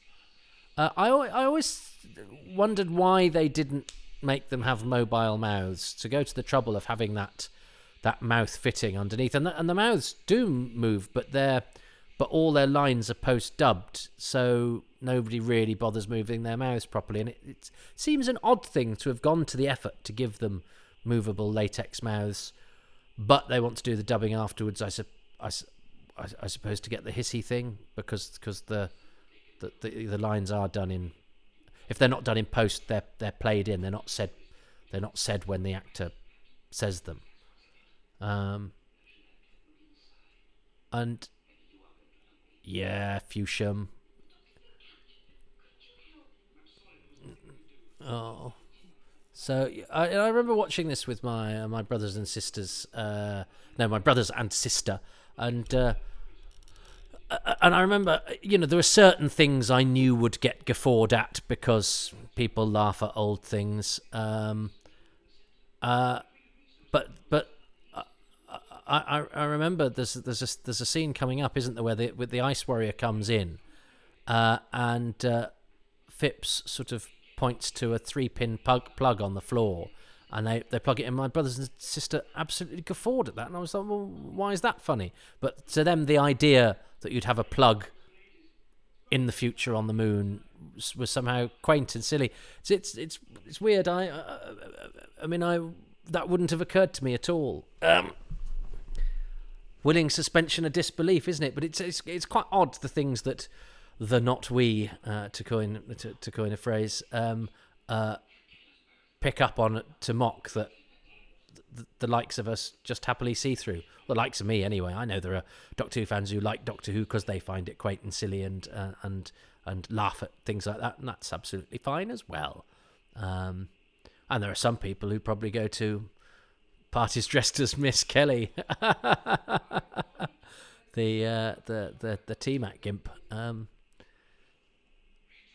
So Patrick Troughton is going on holiday next week, and so he needs to be knocked unconscious in order to be... it's not Chris Jeffries, I don't think, next week. I think it's Tommy Laird. Why have we never interviewed the people who played Doctor Who that weren't Doctor Who? I tried to find Brian Proudfoot, who's the one who walks through the poplars in the Reign of Terror, who's the first person that isn't William Hartnell to play Doctor Who. But I think he died in South Africa a few years ago. He was South African. But there's Tommy Laird, there's Chris Jeffries, who do Troughton. Chris Jeffries, you see his face in The Dominators. So that's the first time we've seen a seed. So it's the first time this pod cast sees a seed pod. So there we go. Troughton's had a fall down and fallen face down in order that next week we can't tell that it's not him.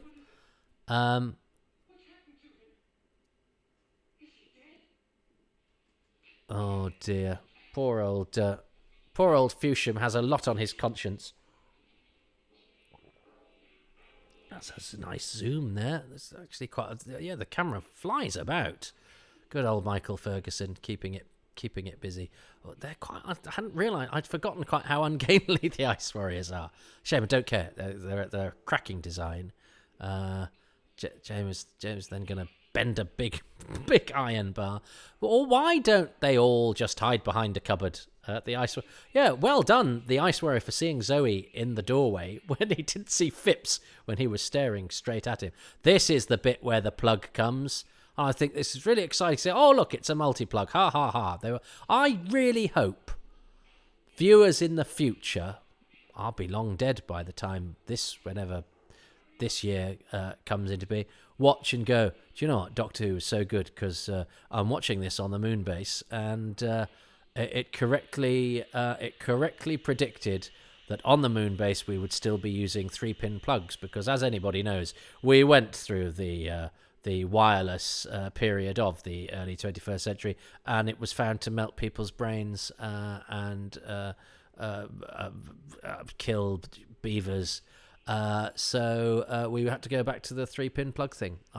I predict that is what people will be saying on the moon when they're watching the Seeds of Death. And they're a nifty effect. I know they're just a balloon, but I think it's rather a fun sort of threat. And poor old Fusham. So now he thinks he's responsible for the death of Doctor Who. I mean, it's odd that the Ice Warriors don't sort of go, could tell us how to do this, because it's clearly just pressing a few buttons, but they go, no, we need him. And here we are. Is this the first time we've seen... Gosh, it's a quiet week for Radner and Eldred. Eldred, who's got the Ice Warrior tank top on. I do. It's Bobby Bartlett, by the way, who designed the Ice Lord. It's not an Ice Lord costume. Oh, I love Fusham still got a watch on as well. They will still have watches and 3-pin plugs on the moon, although watches have started to come back in now because Apple now do watches. But I haven't worn a watch for many, many years. That was a bit Partridge, wasn't it? I haven't worn a watch for many years. That's an interesting observation. It's really not. I'm very sorry for driving you down Partridge Alley there and ending up in, I don't know, Richard Madeley cul-de-sac Yeah, Apple make watches now, but I haven't worn one for a while. Crazy world.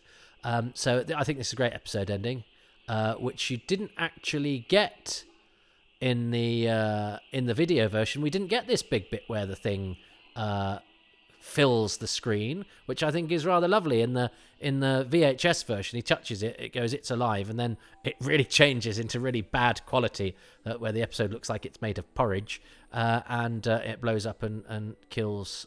Spoilers, kills poor old Brent, who survives for about 2 seconds into the next episode. So much like Martin Court, Rick Felgate will be back next week to be dead. Nice work if you can get it. So I will press pause before the next episode kicks in.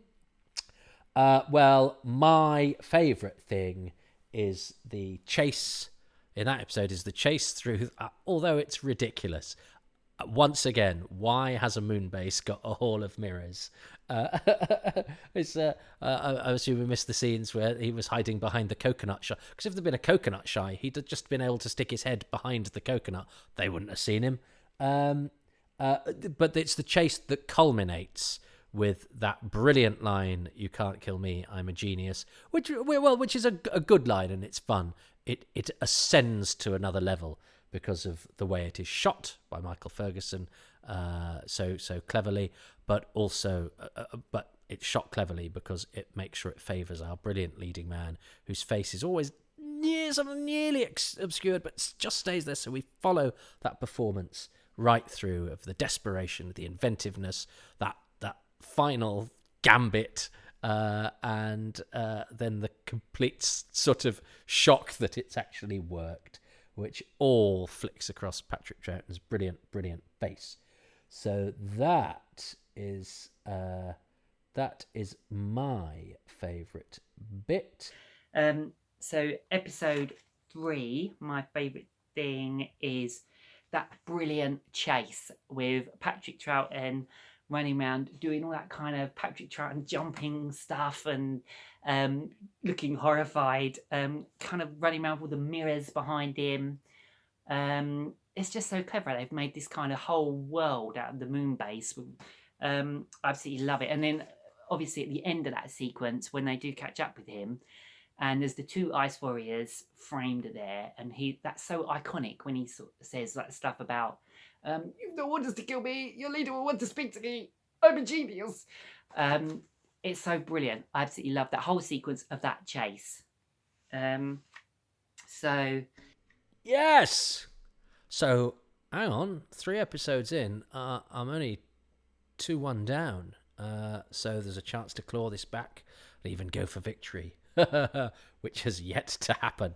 But the chase, I am glad that Jay and I are in accord, which I think kind of makes us both geniuses, which means you can't kill us. Well, welcome everybody. It's episode 4 of The Seeds of Death. The sound from the episode isn't going to cut in immediately because I've had to mute it, because where I am on episode selection on the DVD, it keeps playing the trailer for the episode, which promises the Doctor going to the moon base, the seeds themselves, which, when that trailer was done, were weeks away. Finally, we're getting some seed action in episode 4, although the Doctor, as we'll discover, is not on the moon base, although that is not how it appears. All will be explained. Jaye Butler Moore will choose one favourite thing at the end of this episode. Let's see if I can identify what that is. But I am going to press select/play/enter in 3, 2, 1. And I've pressed it, and now the sound's got to go up a bit. There we go. So here we are. Yes. Well, this episode, when it was available on VHS as part of this edited compilation, it had gone from the very good quality of episode 3 to a really sort of white. It was like somebody was shining a bright torch through the picture. A very washed out looking thing. So because of course this was from a time when I got this VHS. Younger viewers, listeners may be shocked to hear it was one of 5 complete Patrick Troughton stories. We had no complete stories from season 4, as actually we still don't, and no complete stories from season 5. In fact, for season 5, I think there were 4 episodes, or there certainly were 4 episodes when I was first watching Doctor Who. So we never had this bit on the video because we'd still got the bit from last week. So that extra line, that thing "it's alive," we didn't have from Brett. So that's it. Brent is that's it for Rick Felgate. Although he will return in The Ambassadors of Death, also directed by his brother-in-law, the mighty Michael Ferguson. But I'm not going to accuse it of nepotism because actually Rick Felgate's a very good actor, very solid and dependable, and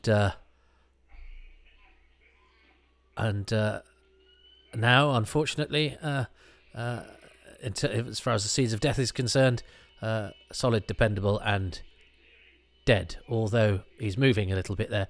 Oh, he is moving a little bit. Or is that? Yeah. No, he's breathing a bit. He's a breathing corpse. It's always a risk when you're when you've got a camera on a dead body for quite a long time. There's a Sherlock Holmes that Patrick Troughton's in. I had the pleasure of doing the DVD commentaries for the BFI Sherlock Holmes collection, and Patrick Troughton's in one of the episodes, and they decide to have the camera on him dead with his eyes open for quite a long scene, and I don't think he quite pulls it off for the whole thing. And it's a risk. You go, well, do we do it for the shot and for the effect, but also run the risk that there might be a couple of moments where, the actor blinks or moves or whatever. There's an Avengers that I watched where there's a dead body that really moves just before or just after an advert break, one of the early ones. This was a very white, very bad quality episode, so it's nice to see it all polished up, and obviously the plot is now kicking in. They've got the seeds, and the futuristic sort of symbol of the story, the travel mat, the T-mat, which is, as somebody that travels a lot for my job, I would absolutely love to disappear in one place and be reconstituted in the next almost immediately. Doom, doom, doom. It's sort of silent movie caper stuff. The piano. That's the effect that has. Nice to see the screwdrivers still exist in the future. Again, that's the sort of thing that people might mock these days, but they had computers they had screwdrivers in the 60s, and they still have them now, even though we now have technology they wouldn't have dreamed of in the 60s. So there's no reason why we won't still be using screwdrivers on the moon. I suppose they'd have electric ones on the moon. The Moon Project has a very tight budget, and they can't afford electric screwdrivers. It's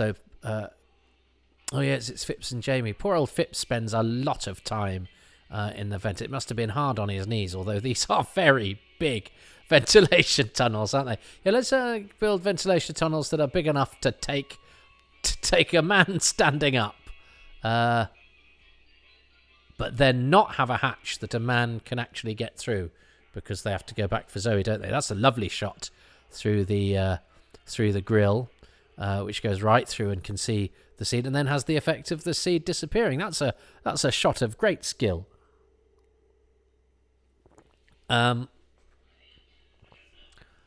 But yeah, they are massive ventilation. I seem to recall the discontinuity guide, didn't it say that these ventilation tunnels could fit Jeff Capes, which I thought was lovely phraseology for viewers not from the same time and place as I. Jeff Capes was a competitor in World's Strongest Man. He was a sort of fellow that pulled trucks. That was a sort of entertainment I used to love the World's Strongest Man. Perfect entertainment. I don't know why they don't do that anymore. People who obviously eat a lot of sausages pulling lorries and grappling great big concrete spheres. Yeah,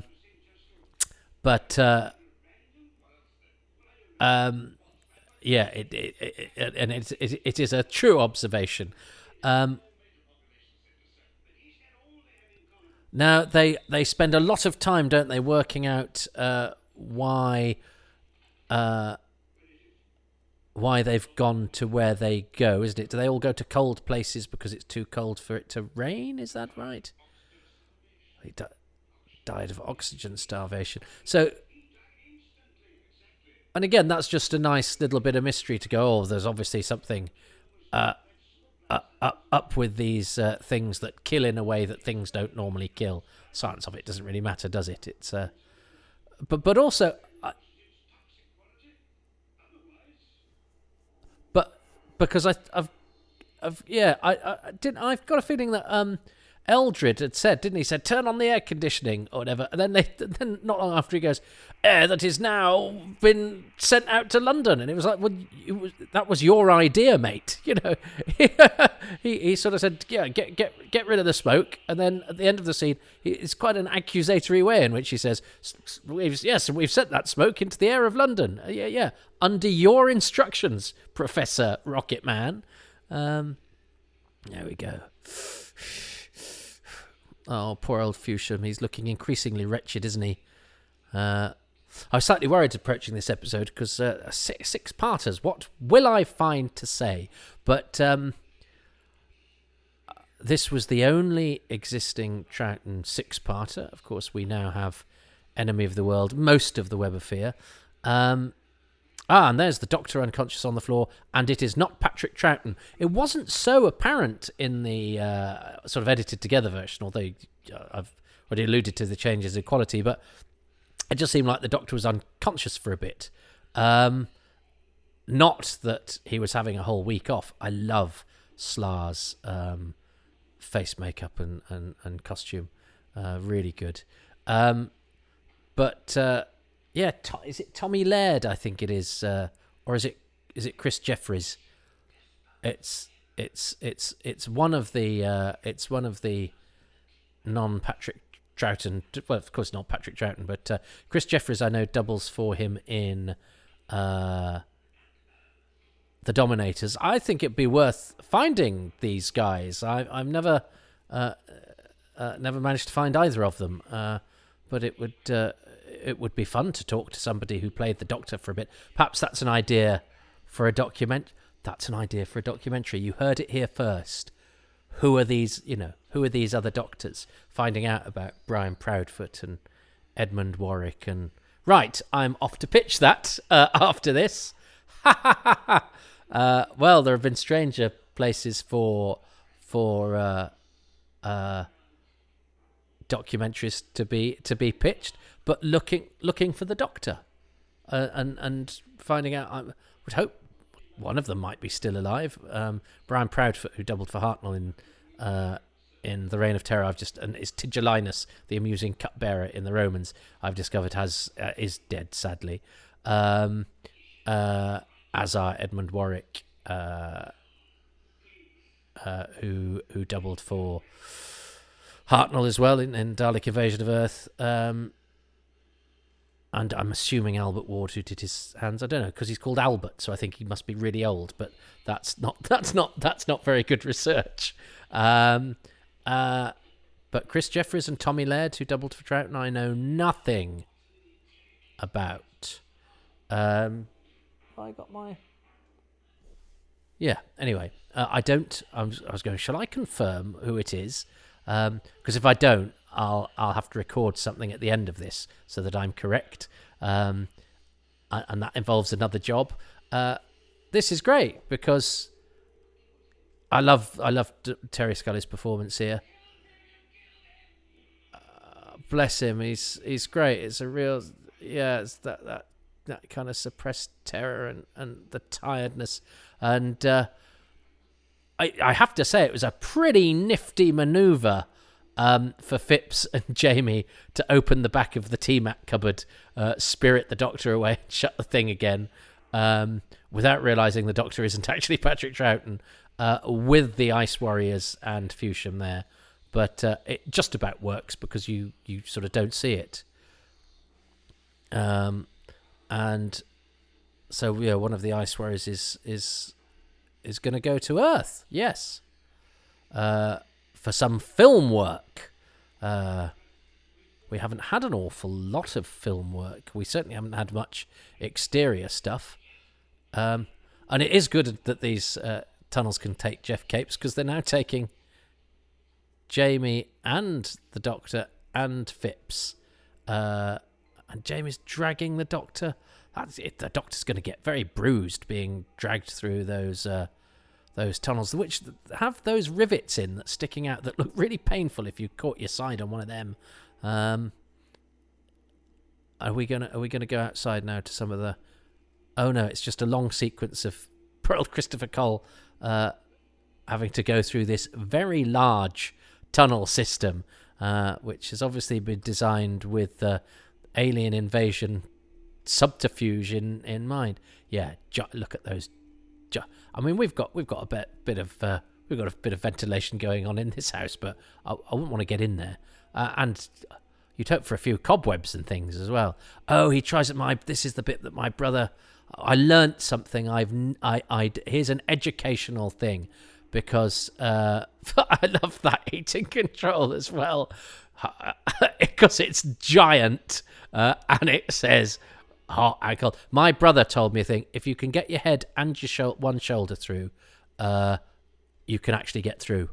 So despite Christopher Cole's valiant attempts there to show that he can't get through that, that is not true. He would be able to get through that because he can get a head and one shoulder through. That is apparently a fact, because I suppose your shoulder is the width of your arm.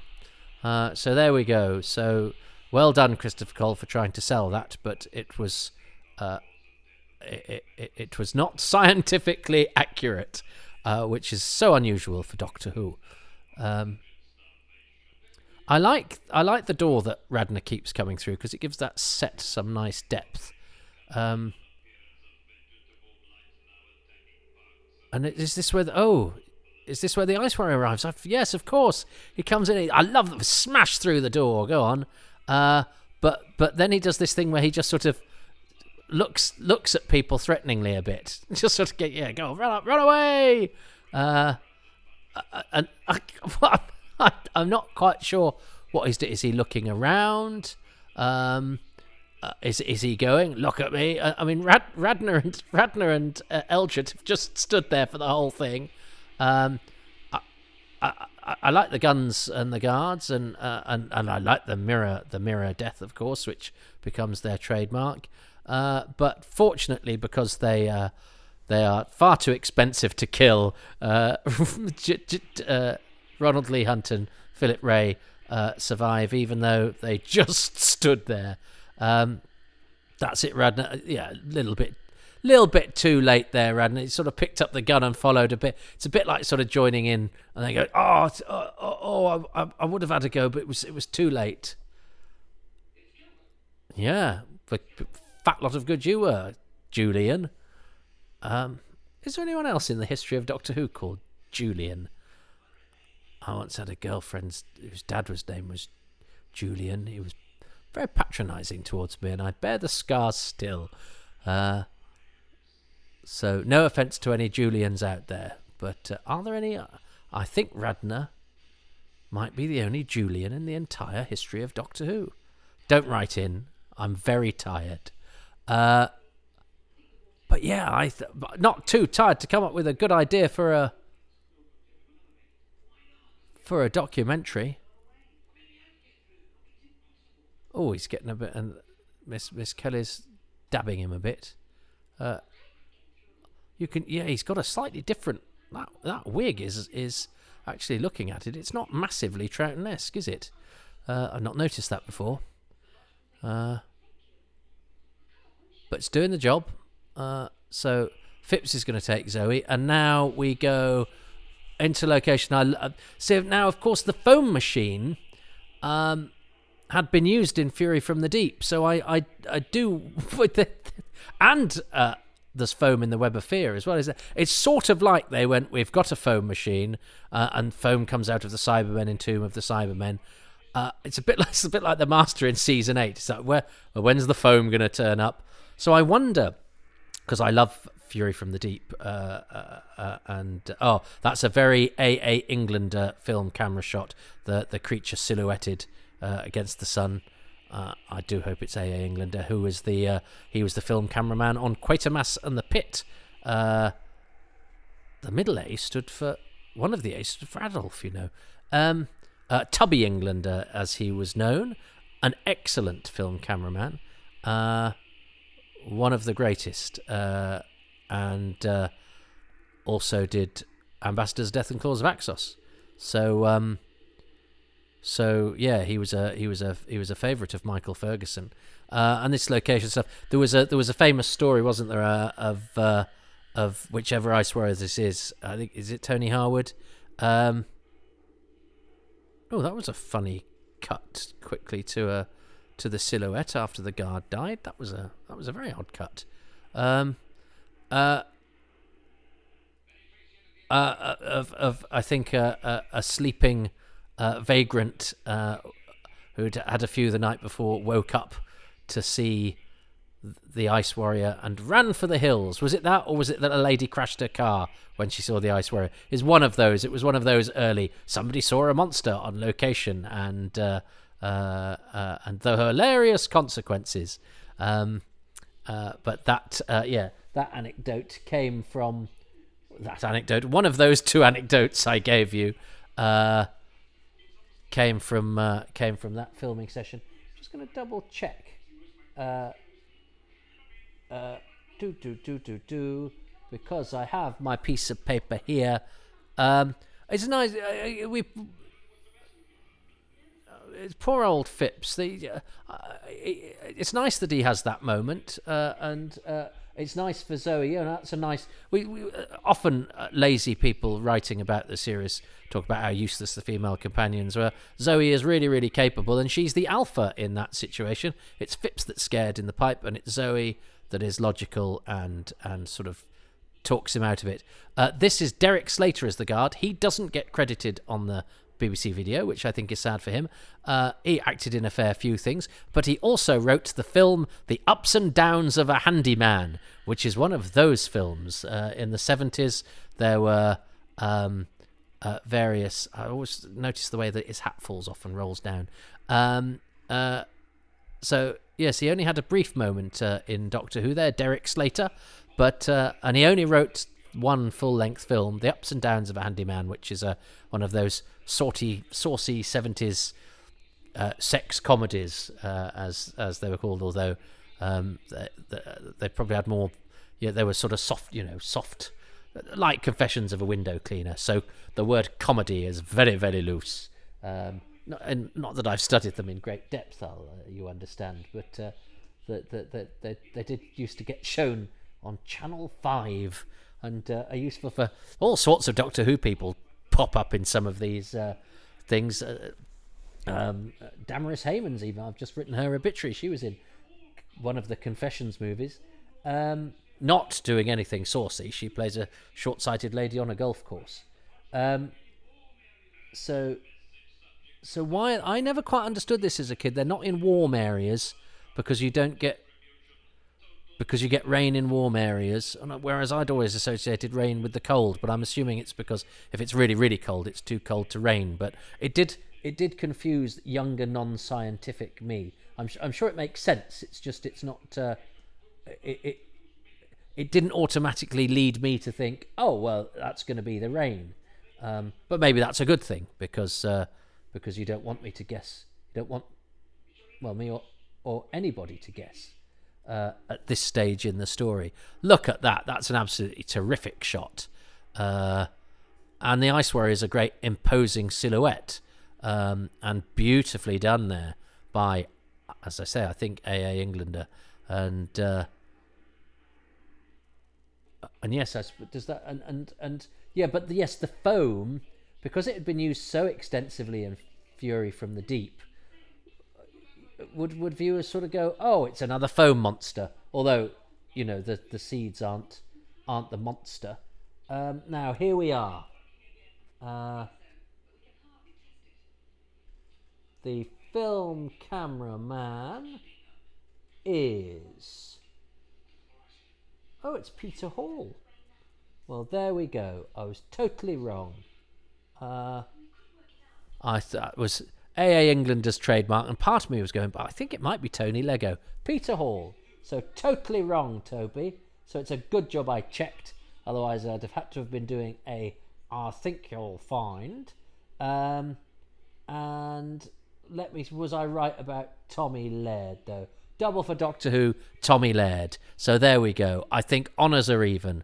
And do you know what? If I'd had to place a bet, I would have gone, I'm right about the film cameraman, and I'm wrong about the Doctor. I think it's because Michael Ferguson used AA Englander for ambassadors and for Claws of Axos, and because there's that silhouette thing going on. I think AA Englander... It's not so much the silhouette, is that you get the sun flaring the lens on his film camera work, which is just maybe a step above from the silhouette here. Although, no, I say Peter Hall's film... I love that shot of the Ice Warrior and the trees, the silhouetted trees and the silhouetted warrior. I'm liking the film camera work. It might end up being my favourite thing about this episode.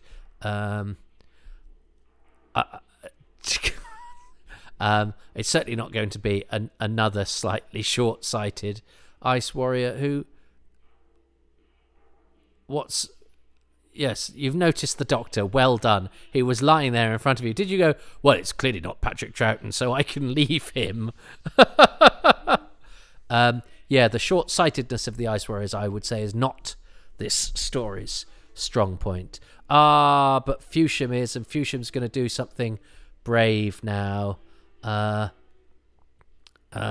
as I say, sadly, because of this Doctor Who magazine article that had given away the cliffhangers, and because Phipps gets killed so close to the cliffhanger, I sort of knew that Phipps sadly wasn't long for this world.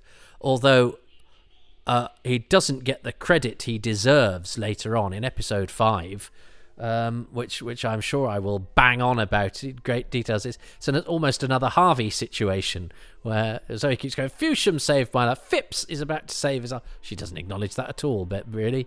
That is a funky costume she's got on though, isn't it? And I think it's yellow or light and creamy. Anyway, it's great. It's a good costume. Zoe gets quite a few good costumes, and the one in the Dominators.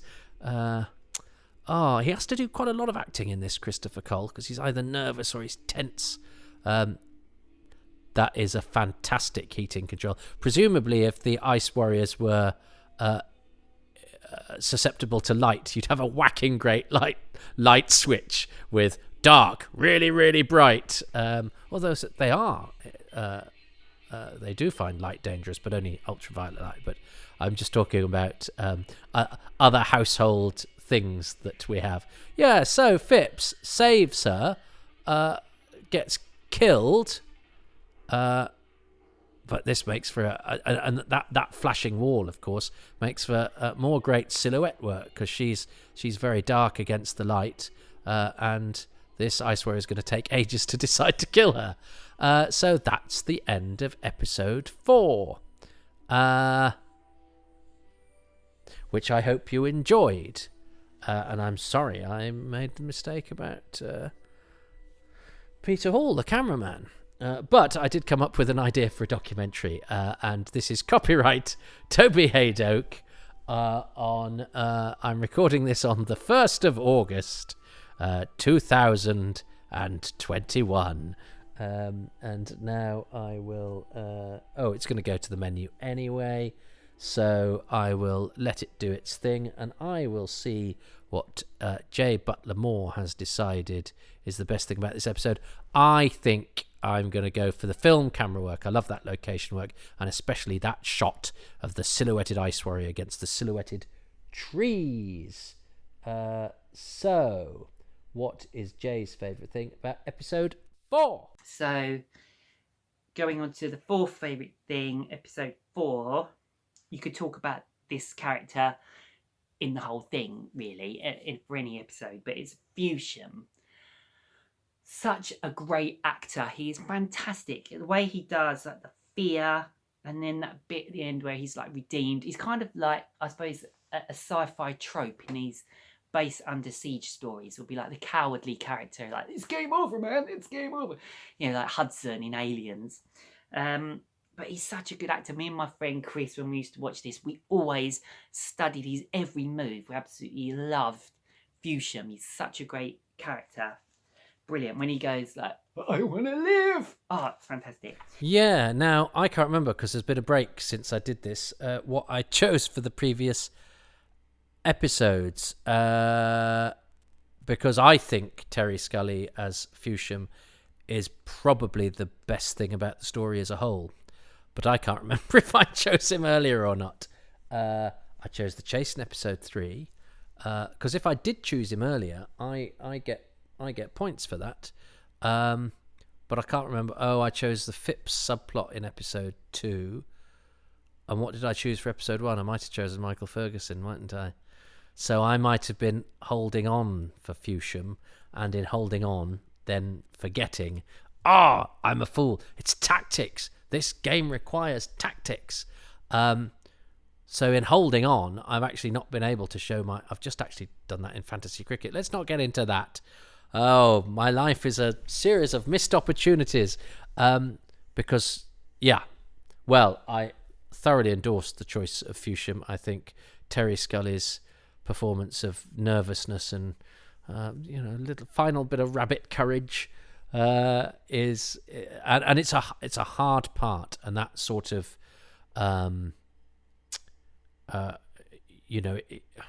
extreme nervousness is, I think, very hard to pull off, and those sort of histrionics are very hard to do, and especially on television, I think, and especially on multi-camera television, where your performance has to suit a close-up and a wide shot, and sometimes cutting between the two. It's not as easy as it looks when it's done well.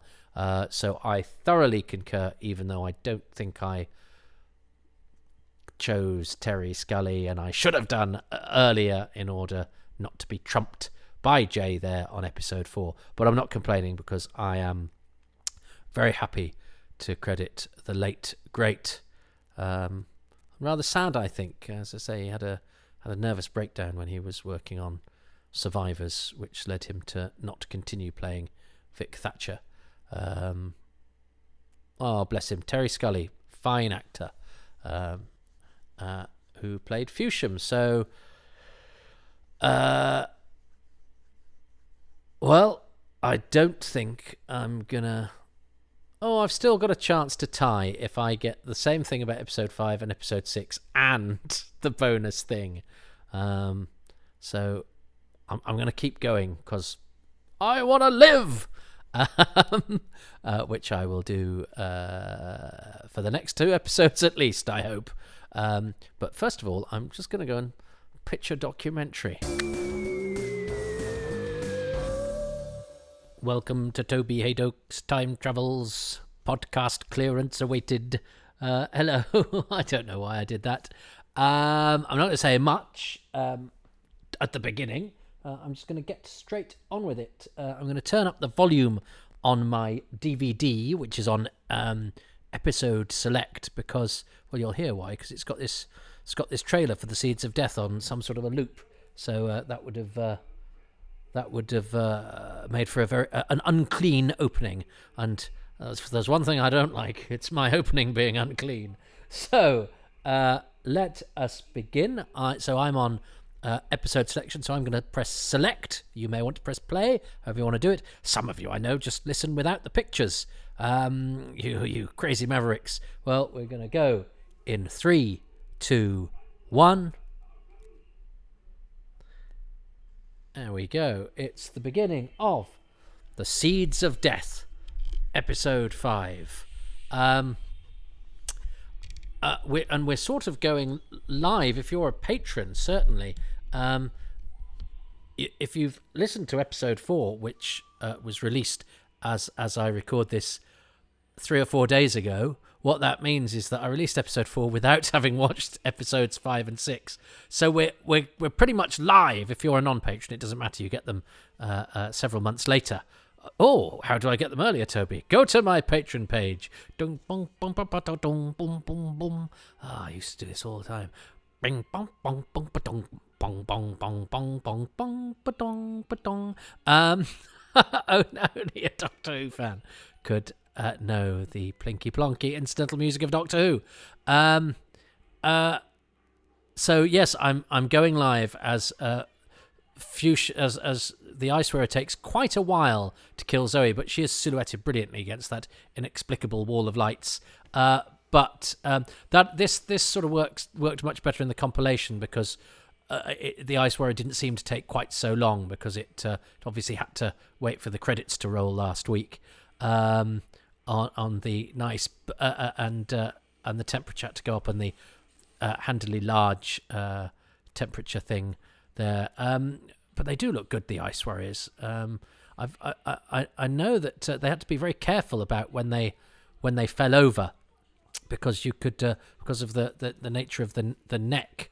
If you sort of fell forward onto your chest and your neck carried on going because of the momentum, you could chop your head off. So I think there's one in Monster Peloton where it's lying on the ground where it actually doesn't have the front piece on. You can see both pieces on that one, and then they're not quite joined together. So yeah, he's got it. Yeah. Oh yes. So of course. The Ice Warrior was moved by the fact that it wasn't Patrick Troughton last week, but now it is Patrick Troughton. He's gone, oh, I better go back and look again. Quite what the prone body smack in front of him didn't arouse his suspicion last week. I've no idea. Perhaps he just can't see Tommy Laird's. So Patrick Troughton is back this week. But yes, as I say, as I record this, I'm rather panicky. It's actually I'm got to try and get 2 episodes in tonight, and it is literally 50 minutes before 10 o'clock because you know what it's like. Because I am essentially doing this as live in order to get this out on time.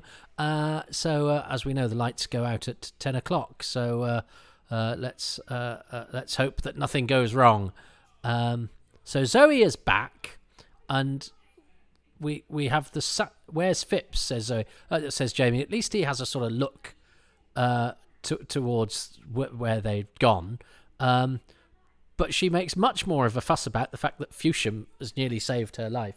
As well she might, because actually, much as I'm annoyed at the lack of credit Phipps gets, I'm also annoyed with myself for not choosing Fuchsia before this episode, because this, of course, is his last episode. Pat Gorman at the back there.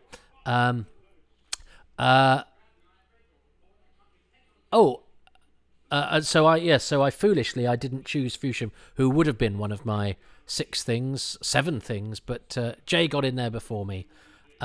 This is Sir James Gregson, played by Hugh Morton. He's also in the film of Quatermass in the Pit as a snooty journalist, but he's also dressed in a terrible outfit. You can imagine him, can't you? Am I really wearing this?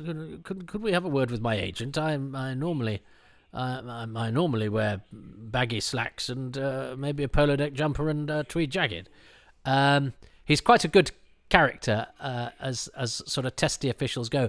And I remember in that Doctor Who magazine I read before I got this, that gave everything away about it, it described him as the late Hugh Morton, because at that point I think all of the other Philip Ray was dead, I think, but the majority of the cast were still alive, which is the opposite now, where actually almost all of the cast are no longer with us. But Hugh Morton's brother, another brilliant silhouette of the Ice Warrior. I love that.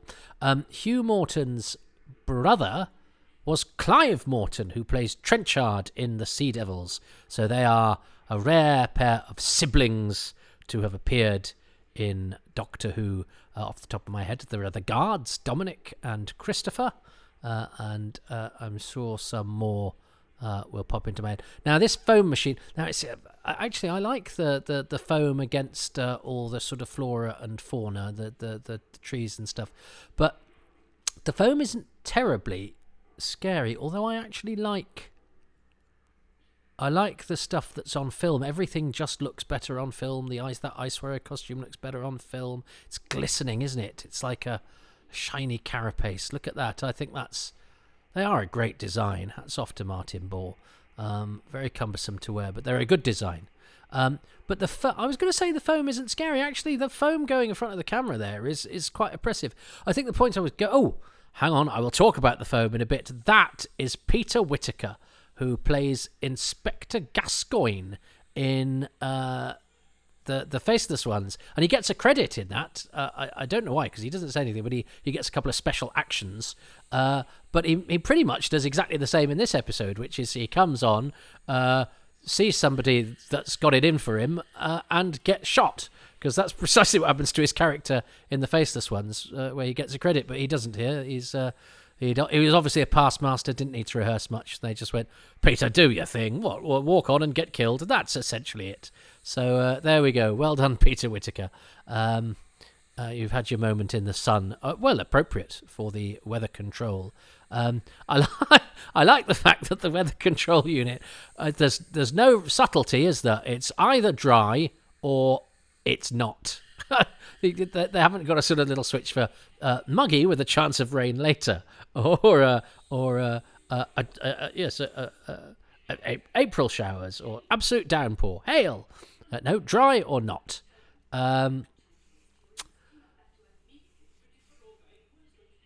So Patrick Troughton is back from his holiday, and has he had a shave? Yeah, maybe. Has he shaved his sideboards off? I know it's stated, I think, in the discontinuity guide that his sideboards change legs, but not particularly noticeable to me. Not as noticeable as Miss Kelly's costume, Dolly Bird slug outfit, whatever.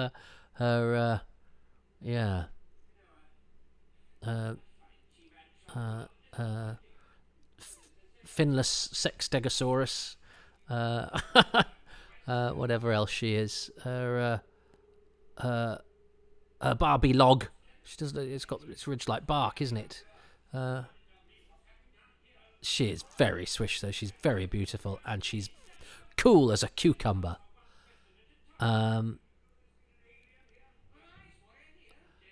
It's funny with the Seeds of Death, because it will never be a favourite of mine for no fault of its own.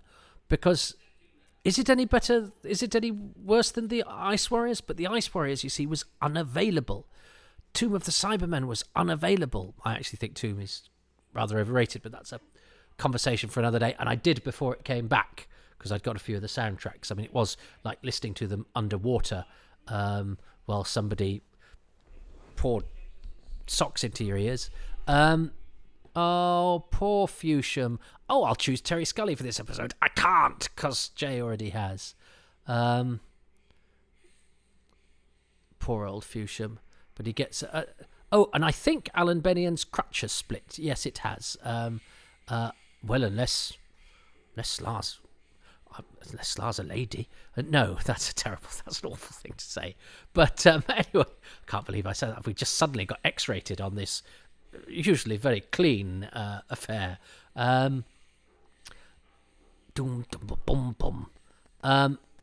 do think the Ice Lord costume is very good. That might have to be one of my things. Oh, and that's the other thing they did with the Ice Warriors when they brought them back, didn't they? They got rid of the brilliant hands. So let's bring back a classic Doctor Who monster. What's good about these monsters? Well, they've got a brilliant design. They've got these sort of claw-like hands, and they've got this really distinctive voice. They hiss. Right. Let's do neither of those things. And is that inner flesh part of the outer flesh? Are they a cyborg? I don't know. It's a bit mystery what they look like underneath. The mystery is quite beguiling, isn't it? Yeah. Let's lose the mystery as well. I mean, I actually liked the episode Cold War, but it seemed to me It did the 3 things you don't do when you bring it back an old monster. But that's just me being a stick in the mud. That's great. The silhouette, the double silhouette of Fusham, who I think looks rather like David Jason in this episode, more so than in the other episodes, and Slar there, and that's brilliant. Now you see, if this episode had come back, and I'd listened to the soundtrack millions and millions of times, and then saw that this scene was filmed like that, I'd be like, oh my God, you see so much when you're missing the pictures. But because we've always had it, I will always sort of treat the Seeds of Death as, maybe sideboards are longer, I don't know. I will always treat the Seeds of Death as sort of, and the men's costumes really don't help. They do look like Velcroed fuzzy felt with as I say, visible panty lines. I mean, visible panty tape. Most people try and hide their pant lines. In the future, is that what they decide to do? They reclaim the panty line in the future. They go, well, people can see our pants underneath. Well, they shouldn't be looking there. I shall reclaim the pant line. I shall draw attention to the pant line, and in the process lose my dignity. Space milkshake. They're drinking behind a piece of scenery. Jamie and Zoe. And Miss Kelly's got a pencil and a clipboard, which is another sort of thing that my family would have guffawed at, the idea that you could do TMAT and would still need a padded paper. But there we go. I like the space milkshake. So what was I saying? Yeah, so the problem with the Seeds of Death is that it's always around. Now, I'm liking this stuff on film, which looks much better on the DVD than it did on the video. Trout sort of horsing around. I think slightly naughtily in this story sometimes. We'll get to that when we get to the episode ending. But yes, anything about the Seeds of Death, if it had gone missing and come back, now I may only be speaking for myself, and because it was the first video, so I've watched it so many times because I didn't have anything else to watch. Well, not much. I had for a while. I had this and Revenge of the Cybermen and Pyramids of Mars and everything post Time in the Rani. I think that was pretty much it. So because it didn't get itself lost, it was very, very, very familiar. So I didn't have to imagine anything about it to then have those imaginings either confirmed or exceeded. And I wonder if it would have been deemed a lost classic. Nobody seemed to bang on that much about it because the Mind Robber was there, and that was obviously the strange, different story. The War Games, which is the 10-part epic. To see out the era, the Dominators, which has been chosen for me for this podcast by a Doctor Who writer. Actually, we'll get to that at some point. I love this sequence. This is pure Troughton. I think he when he does funny panic, he's brilliant, and the hanky on the face is just delightful. And the sort of sheer desperation. And of course it's the gag that it's the last thing he chucks on it, and he hasn't said what it is, and the look on his face is absolutely priceless. Oh, he's such a marvellous actor, and there is just a little hint of a dark smile just at the end of that, after the kind of, well, would you believe what it is that I chucked on it? So much going on without doing too much with his face. Absolutely terrific. I've actually had, of course, I've had some correspondence, which I might include in the final part.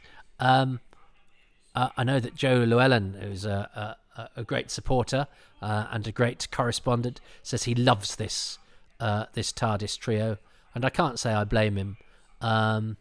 It's great that Zoe is clever and can sort of patronise Jamie, and Jamie is is brave but stupid, but not so stupid that he's sent up or patronised. I mean, Zoe does patronise him, but it's all good fun.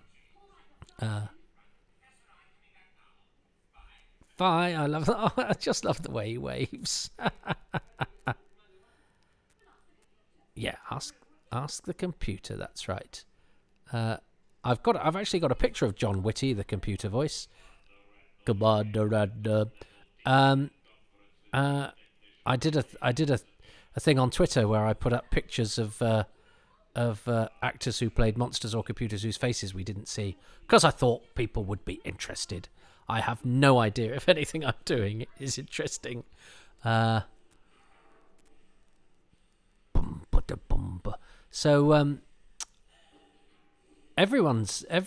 I think even Alan Bennion is done in post sync. But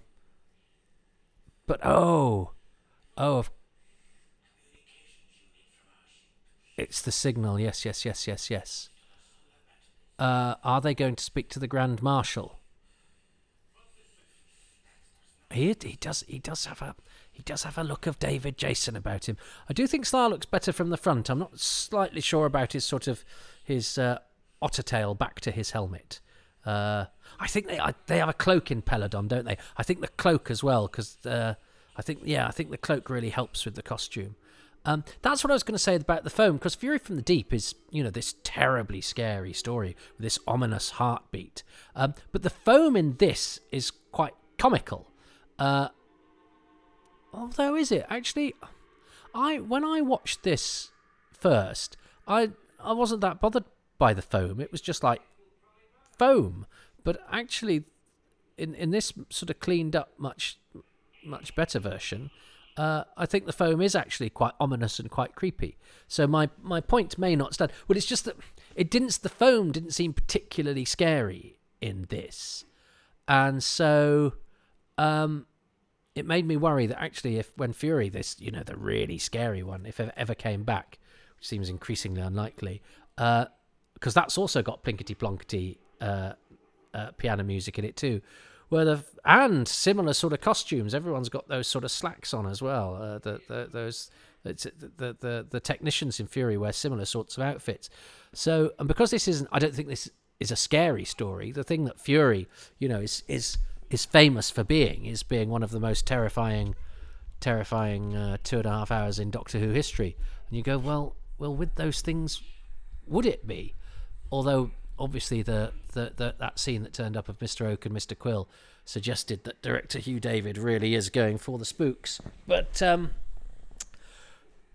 who knows now? And who knows if we'll ever see it? I do hope so. I'd love to see. For many, many years, it was my favourite story. Of course it was, because I'd never seen it. That's how my stupid mind works. Graham Lehman is the Grand Marshal. What else does Graham Lehman play, everybody? He plays the Controller in the Macra Terror. He plays a Time Lord in Colony in Space. He also plays the Time Lord, although he looks very different because he's got a beard, which he hasn't got in Colony in Space, in The Three Doctors. And he's Price, the technician at the computer banks in the aforementioned Fury from the Deep. What do these parts all have in common? They all are seated. And I had a theory, which I think is correct, is that they all remain seated, and I had a theory because he's in an episode of Doomwatch where he is on crutches, so I came up with a theory that he was a disabled actor. And I put this to the director of the Macra Terror, John Davis, and he said, "Oh no, I don't think so." I was like, "Oh damn, that was such a good theory." And then I put it to Margot Hayhoe, who's the production assistant on various stories, and she said she thought that he was. And then, bizarrely, his son, who's a musician, was doing something at the Theatre Royal in Bath when I was doing Moths Ate My Doctor Who scarf. And he was saying that his dad carried on acting even in amateur stuff when he couldn't carry on acting as a professional, and he played a dead body in a thing when his mobility was good. And he had MS. So although he wasn't as as my partner who's a wheelchair user is often keen to point out, there is a gulf between being confined to a wheelchair and being able to do a dance, and that some wheelchair users can stand and move about. I don't think he was confined to. He was totally immobile, that he couldn't stand up or anything. But I think he had limited movement, and actually, without too much song and dance and fanfare, the BBC gave him a lot of work over the years, with directors giving him parts where his restricted mobility was not an issue. So I think that, and so of course the fact that his character is in a moving wheelchair in the animation of Fury from the Deep, some people went, oh, it's political correctness gone mad or whatever, actually reflected the reality. He's dead like David Jason there, and now he's dead. But he was exactly like David Jason there, Fewsham. And I think Fewsham comes good. What a brilliant character he was. And he finally does something brave in order to help out the heroes. Well done, Fewsham. So his death not in vain. And oh look, Troughton's very good at reacting to the death and the tragedy of it. So that's a great final moment for that character, who you would kind of expected to at least see it through to the end as well, because it's only episode 5. So one of your main guest characters doesn't make it to make it rain. Yes.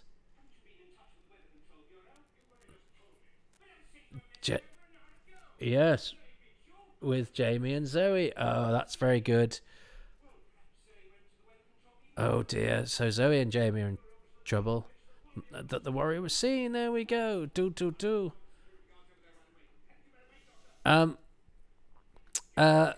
So yes, that's Troughton running on the spot there, even though we're on film and should have a bit more space. But doesn't the film look gorgeous? Would Doctor Who have looked better if it was all made on film? Probably. But that's a pipe dream. And it's all telly in it. All telly in those days was a mixture of the two, but they certainly get more done. I think the foam here looks absolutely magnificent. I don't know why, coming into this, I was worried it wasn't it wasn't scary. I mean, Troughton does horse about in it a bit. And I know for this cliffhanger, he put his hand over his head in a funny way in order to make it less scary for the kids. I have to say, I think Troughton's brilliant, but I'm not sure how good an idea that is. But this is quite funny, but deliberately so. But that's great. But the foam is really scary. The foam, but for the audience who've had the web in the Web of Fear, which was partially foam, it's had the foam from Fury from the Deep, and now foam again. Do you think they were going? Are we having more foam in Doctor Who? Now I think this is one of those rare Perils of Pauline moments, isn't it, where we get a load of extra material before we get back to the cliffhanger next week. So we've left Jamie and Zoe with the sort of Ice Warrior, and I've got a feeling that there's some additional business. Oh dear.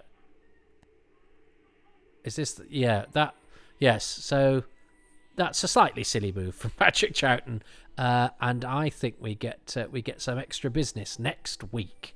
However, that was rather fun. So I've got to decide on my favourite thing. Now, I would maybe say Fewsham's death, because then I can sort of, which is probably gonna, it's not gonna help me any, because I suspect Jay, having played the Fewsham card, is not going to mention Fewsham again. But I feel very strongly that I should have chosen Fewsham as a character, and as a performance, which I now cannot do because Jay beat me to it. Them's the rules. I'm just going to silence the trailer. But if I choose Fewsham's death scene, that moment where the cowardly guy comes good, and does something brave at the cost of his life, which gives us a high point of drama, but a nice conclusion to an important character, brilliantly played by the late Terry Scully, who I think had a tricky life, and that was reflected in his performances, which were often people, just a little bit on the edge. So we benefited from that. Bless him. So I am choosing, Fewsham's Demise. So what has Jay chosen for good thing number 5? So number 5, I'm going for the Ice Lords. The design of them, of the sort of mask there. I mean, I guess there's a bit of a debate about once you get things like the Ice Lords and Davros with the Daleks, that the Ice Warriors or the Daleks become kind of henchmen. I don't mind that. I do really love the Ice Lords. The performance of the guy who plays Slar. And of course, in this episode, you can't forget the amazing sparkly disco Ice Lord, who's Slar's boss. When you get to be at a certain point in the Ice Warrior hierarchy, obviously you get the glittery helmet with all that sparkles on it. And in fact, there's something about the Ice Lords that I was sort of saving for next week, which I will. I'll save it all for next week. I knew I was falling on my sword there. The Ice Lords are great. Alan Bennion plays them all, apart from the Grand Marshal, because he's in The Curse and the Monster of Peladon. He is the definitive Ice Lord. Excellent actor. Sadly, never got to meet him. Okay, so that is the end of the Seeds of Death. I don't want you to be too scared of this episode ending, so I'm putting my hand over my head in a needlessly comical fashion.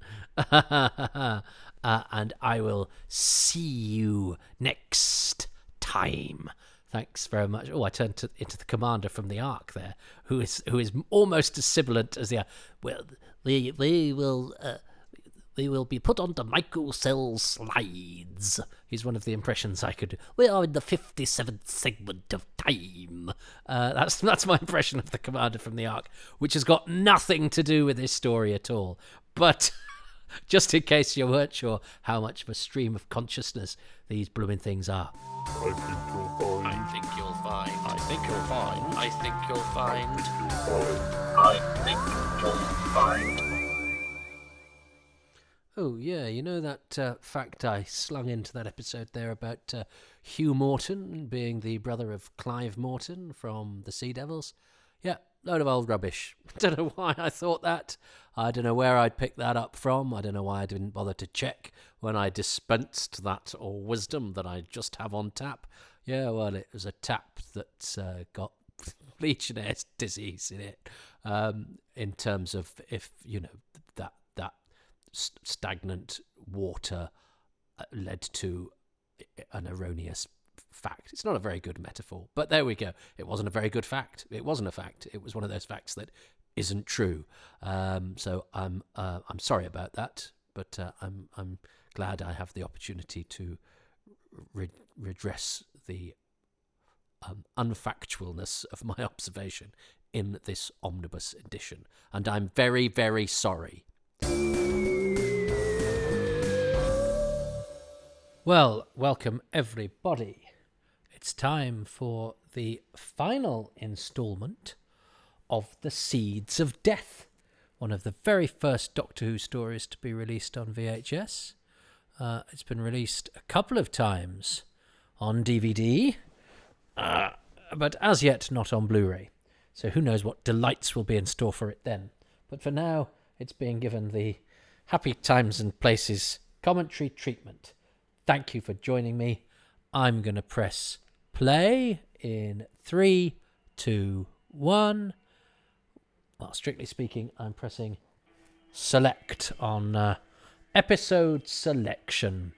So, yeah, I didn't get any of this stuff when I first saw this. It just jumped from the end of episode 5 to the beginning of episode 6. So it's quite a surprise that this does a Perils of Pauline kind of cheat, because we last saw Jamie and Zoe being left behind in the weather centre by the Ice Warrior. I've had a bit of correspondence. Ding ding ding ding ding ding ding ding ding ding ding ding. Bong bong dong dong dong. And Sabrina Tirabassi, who is one of my valued patrons, says that the opening planets bits remind her a bit of Russell T Davies, because seasons would start, and in fact the very first thing we saw of Doctor Who when it came back was a pan into the Earth, slightly more sophisticated than what we see there, but I think those model shots work very nicely. So basically the Doctor is being beset by balloons and foam. Don't try this at home, even though you actually could. Foam with talcum powder in, I guess. So you could, yes, this is a great one. You could do all of this at home. Bath time must have been quite a laugh. So here we go. So this is what we saw last time. We saw an Ice Warrior approaching Jamie and Zoe, and then going away again. They do a lot of sort of walking up to things and then walking the other way. But now I think we get a lot of extra action. So in that, it is a bit like Planet of the Spiders, episode 6, where we literally get half an episode. But that was due more to timings being askew because of them not using footage that they'd shot, and so the timings were all over the place. That the entire episodes had to be sort of rejigged, whereas this is a slight cheat. I love the way the foam gets so high it actually blocks out the lighting. So yeah, we didn't get any of this with Jamie and Zoe. So obviously the cliffhanger was a bit more perilous for the Doctor, because the Ice Warrior was on its way. Jamie and Zoe were still in the weather control, and the Doctor was trapped behind the door. But he's now got ages in which to escape, thanks to Jamie doing that and Zoe being able to let him in. And I think she corpses, doesn't she, when she lets him in?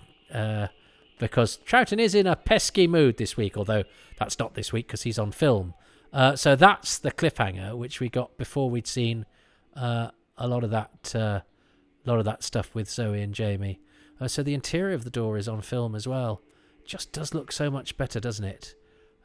So she's going to let him in now. So we had none of that. So that's a big cheat, which Doctor Who didn't do that often. And you know, always used to, because we used to watch we didn't watch Perils of Pauline, but yes, so Wendy Padbury is guffawing away there. She's having a whale of a time. Oh, look at the way he waddles. He's brilliant. And I think she skids now as well. So he will have had to have got covered in that just before they started shooting in the studio. And I think, doesn't she go, let's go this way, and then slips and runs the other way anyway? It's this way. No, I've slipped and I'm going the way you went anyway. Never work with children, animals, or foam. Hey, Jenny Linden, do you mean fire extinguisher? I wonder how many of you get that joke. Probably loads of you. If you're doing this, you're pretty extreme. If you're listening to this, you're pretty extreme. So what was I talking about? Yes.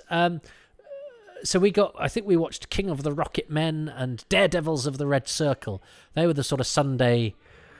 No, they were weekday. The BBC Two showed them about 6 o'clock, and they were the weekly cinema serials that, yeah, you'd see somebody fall off a cliff and you'd go, oh no, they've died because they've fallen off a cliff. And then the following week, it was just about to fall on a cliff. And then suddenly there would be loads of mattresses under the cliff. And actually the person stopped the cliff from being a cliff. And then the person didn't fall. I mean, they did so many things to mean that the cliffhanger was just a cheat, which Doctor Who, to its credit, doesn't do very often.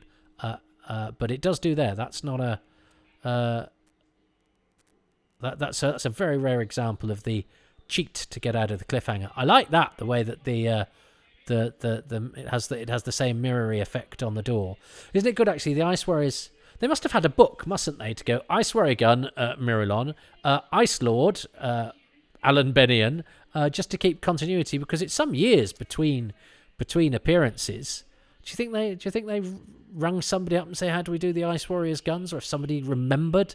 Because as I say, it's we keep an eye on these things, but Doctor Who has such a lack of consistency sometimes about titles and just the way that the episodes open. Indeed, because this has the planets thing, the Space Pirates has the black on white, which is rather beguiling. Then the War Games has the opening, and I like it. I like it that Doctor Who, doesn't have uniform things. I rather like that about recent Doctor Who, the Chibnall era. A bit of action here. I like this. This is episode 6, isn't it? There's machine guns, and those two are going to stand there and get killed. But yeah, this is great. This because, of course, it's the final episode, so you bring out the troops. And I like the fact they've gone some effort with the guns and to have the gas, whatever they are. It's just future gun things. And the Doctor kills the Ice Warrior as well, doesn't he? Yes. He's a nice chap, but he will murder. But somehow this isn't as offensive as the Doctor shooting the Ogrons in Day of the Daleks. I don't know why. I'm a hypocrite. I think it's because the third Doctor uses a gun, whereas using solar lights is somehow better. Disintegrating an Ogron with a gun is worse than melting an Ice Warrior with some lamps. That's my morality.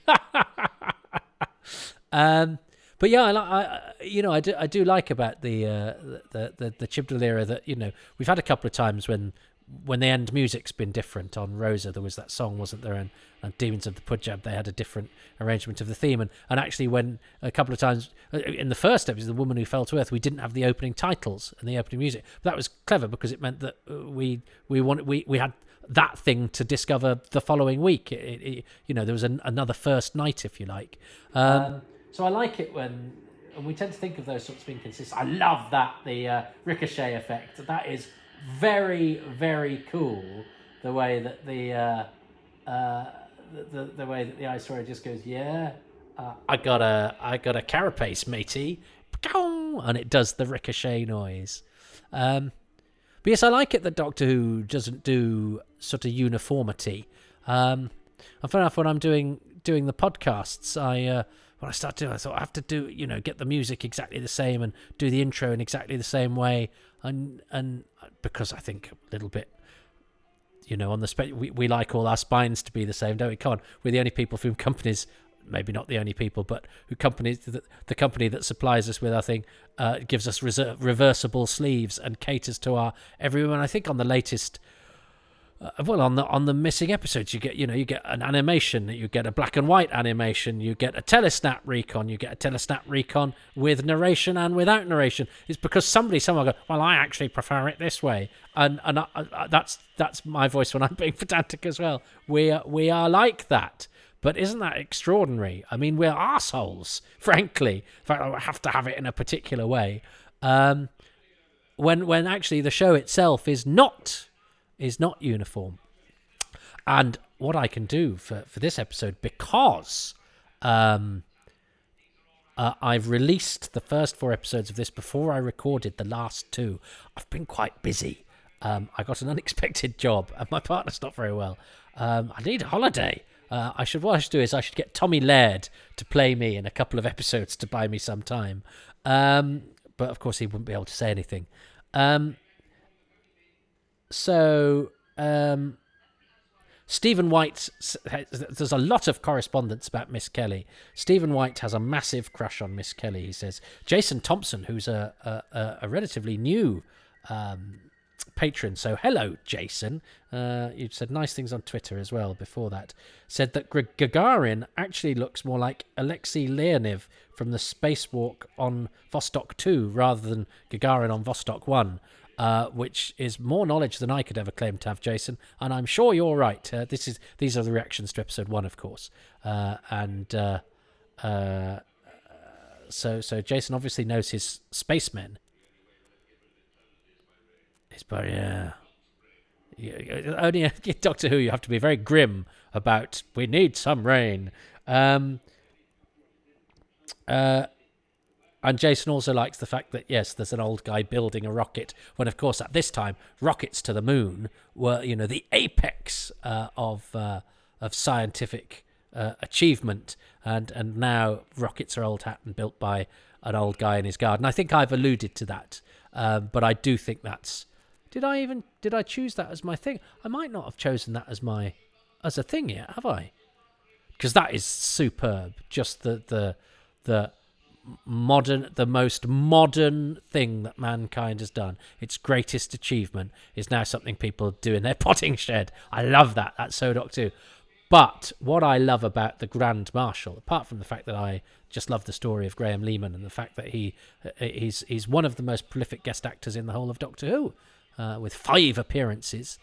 He was also served with Spike Milligan, and I know when they had a reunion, Graham Lehman was unable to get himself there because of his MS, so Spike Milligan took a detour to pick him up to make sure that everyone was there, and Milligan could be tricky. But what I love about the Grand Marshal is that he speaks without hissing, because the reason they hiss is because our air is not great for them.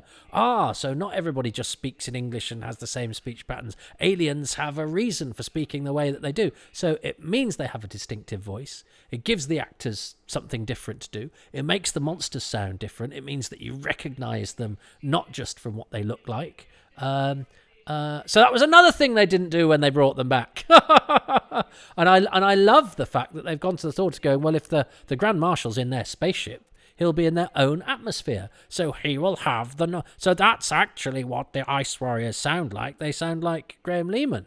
And all the others are Ice Warriors struggling with our atmosphere, wheezing, like my granddad, who only had one lung because he'd had TB.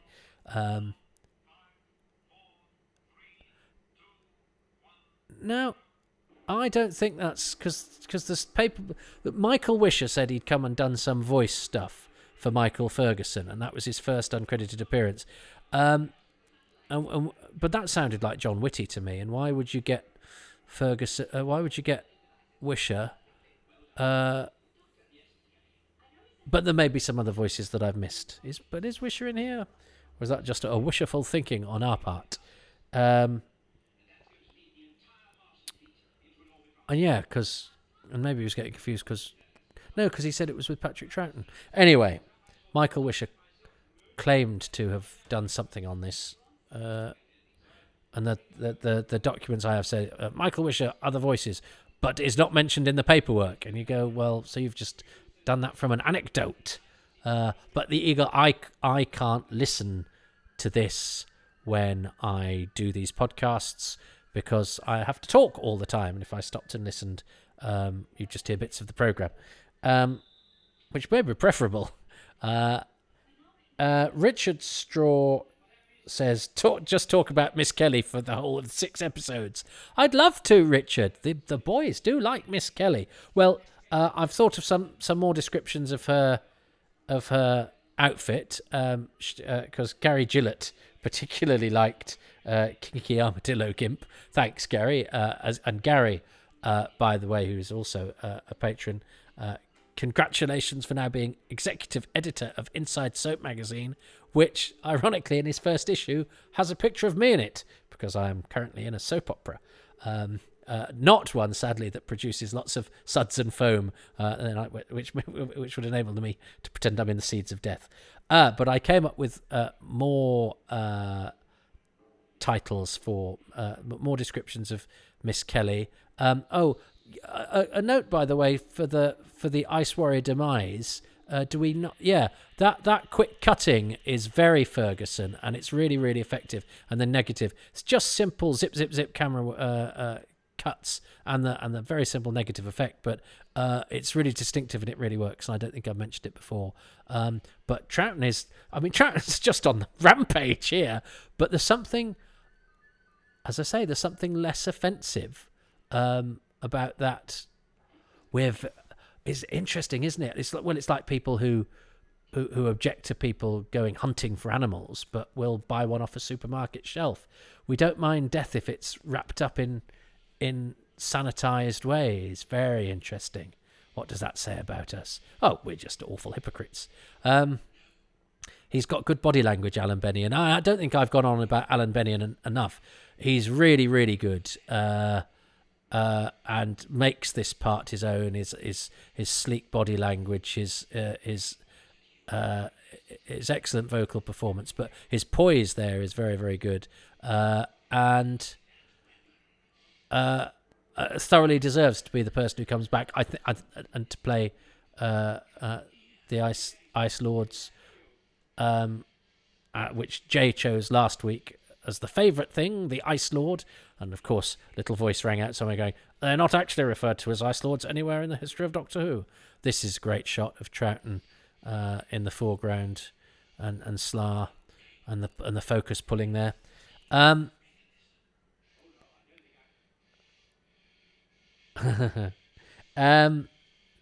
Anthony Carroll also got this from John Fitton Books and Magazines, and David Gillespie is going to dig out the VHS and watch for nostalgia. It's terrible. I actually got rid of my VHSs. Part of me wishes I'd kept them just because it's nice to have that tie with the past. I've just got a real pang. I actually gave them. I gave them away, though. I was moving, and I put a thing on Facebook saying, can anybody use these? And the bloke said, well, my son's just got into Doctor Who, and he's got his own little video and telly. So he came round and I gave him 2 IKEA bags full of VHSs. I hung on to a couple for nostalgia's sake. Have I got a couple? But I didn't hang on to the Seeds of Death, I don't think. And even if I did, it'll be somewhere in the attic. But I don't think I have, which actually really saddens me now. I really needed to get rid of them, but I get really sentimental. I wasn't a massively happy kid, but little things from my childhood just, I don't know, I find it quite profound that these things, they never age nor wither, they flux nor wither, they change their state, and yet so many bits of me have fallen off and out between now and then that perhaps if I had my VHS of the Seeds of Death, it would be like a little anchor keeping me in my prime, sitting there like Peter Pan in all its unrestored glory. But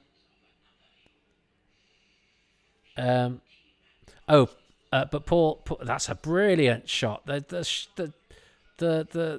that mask is so good. But I do like Jay's observation that yes, the more important you get in Ice Warriorville, the more disco you get. Perhaps they just, but because they're spaceships, they just have to home in on a signal. Perhaps they spend the rest of the time boogie woogieing.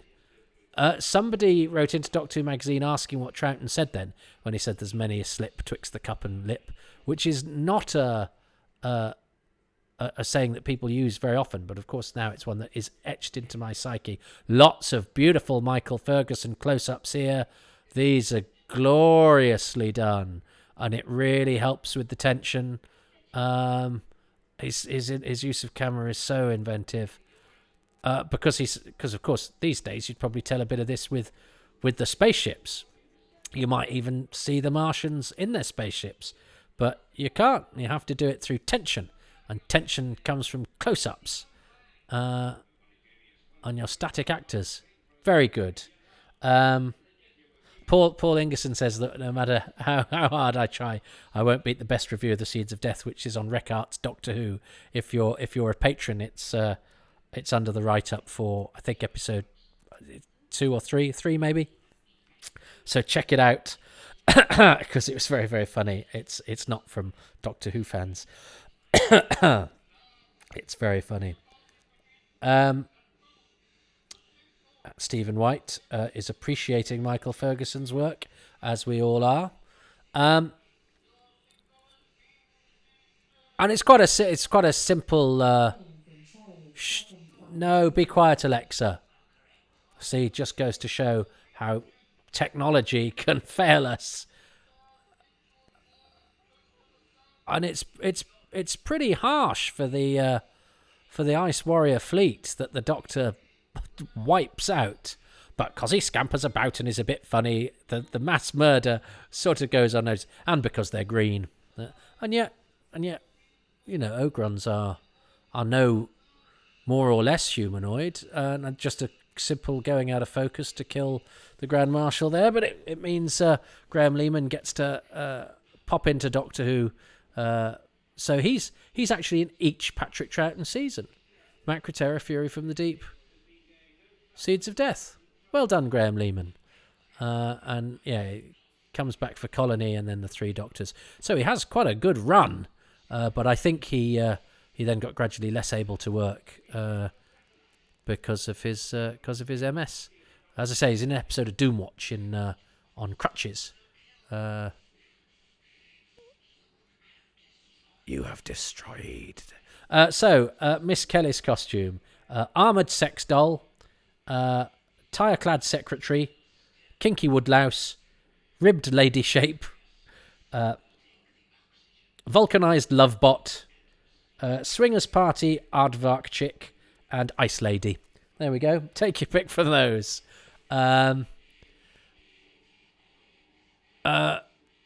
Slar's reaction is it's like he's so annoyed with the Doctor it has a physical effect on him, which Alan Bennion pulls off quite well, but there's a bit of they are restricted in their movement, so he had to do a little bit of I'm standing, and then I love the way he sort of deflates. That really is a sort of and I seem to recall in the book of Monster of Peladon, the Ice Lord is killed by the Ice Warrior's gun in a tussle, and actually in the story he's killed with a sword. But it seemed to me that it was a Brian Halesian trope to get to manhandle one monster in order to get it to shoot the other. But of course Brian Hales didn't actually write this episode. Well, Terrence Dicks rewrote Seeds of Death quite heavily. So maybe Terrence did it in the book because it was a Terrence Dicks trope, or maybe it was in the script, and Lenny Mayne changed it by having him killed by Azixia, killed by a guard instead. I don't know. That's a thing to find out. But I certainly know that in at the end of this and at the end of the book of Monster of Peladon, the Ice Lord is not called an Ice Lord, is killed in the same way.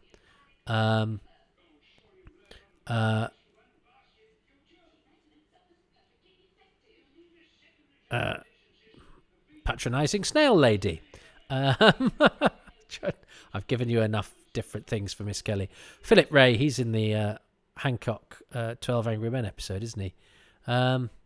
I like it when the TARDIS crew just... And I'm a bit like, I'm not great at goodbyes, and I've done it before, where I've just sort of absented myself. There's a couple I regret, though. There's a lady who was really nice to me, a dresser on a plane. I got a lift back, and I didn't get a chance to say goodbye to her. Nikki. Oh, dear. Anyway, and what fascinates me about this as well is that I take these pictures so for granted because I've seen them so many times. But the very next pictures broadcast of Doctor Who, The Space Pirates Part 1, do not exist. So, separated by a week. This I've seen gazillions of times. And the next episode I've not seen at all. Nice speed for the credits, and much better than the ones... although the ones on the end of the BBC video are good because they give everyone a single caption. But the order is all over the place, as I'm sure Christopher Cole's agent would have brought up if they'd had anything about them. So there we go. That is the end of the Seeds of Death. Paul Allen comes back to design Spearhead from Space. And... Horror Fang Rock. Don't think I've ever seen an interview with him. I think he's no longer with us. Next week, the Space Pirates. Not for us. Next week. I know what it is because I'm so close to transmission, as it were.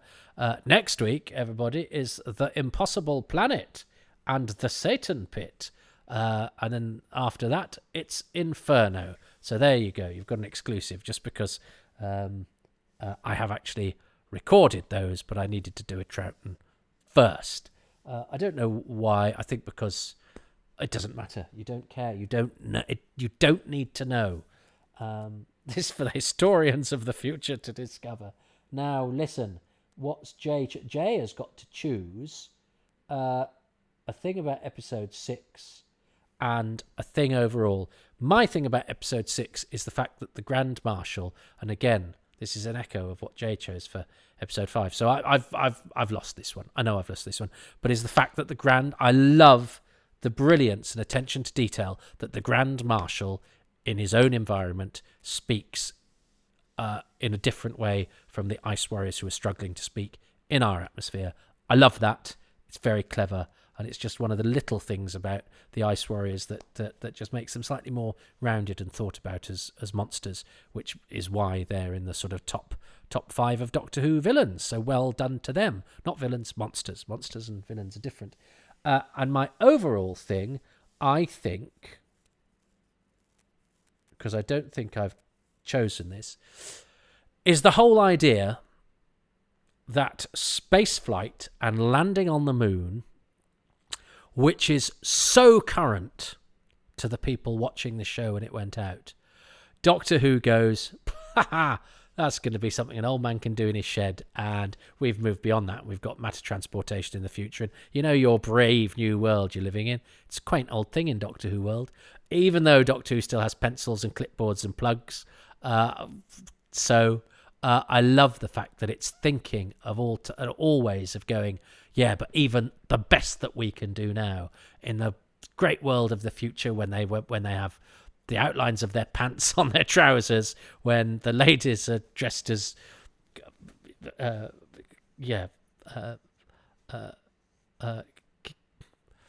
rubber sex mollusks. Yeah,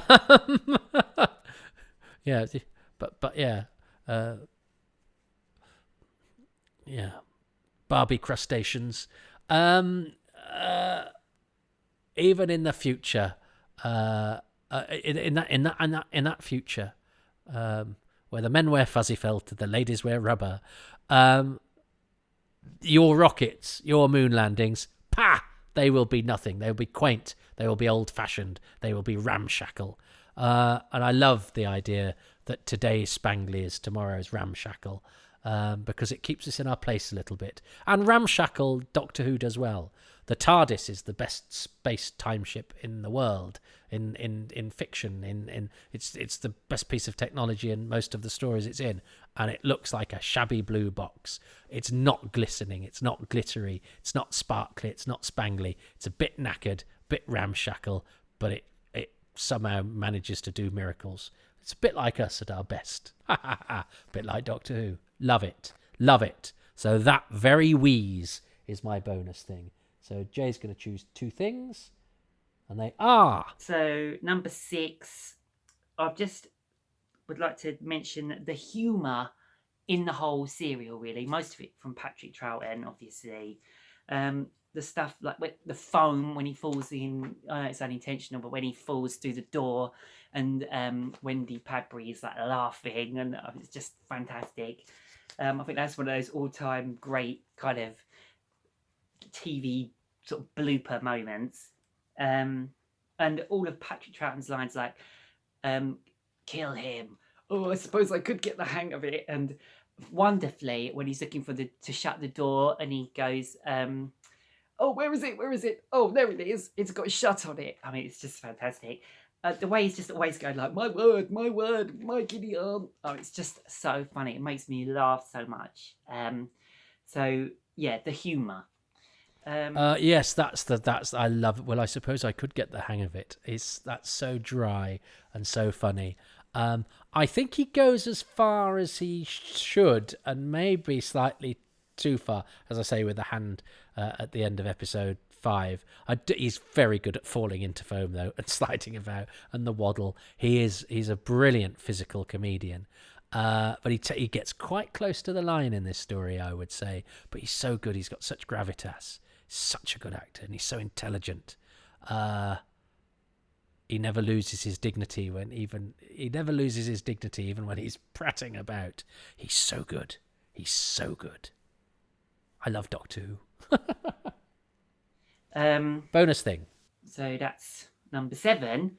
I was going to talk about things like the concept of the story being old, technology being replaced by new blah, blah, blah.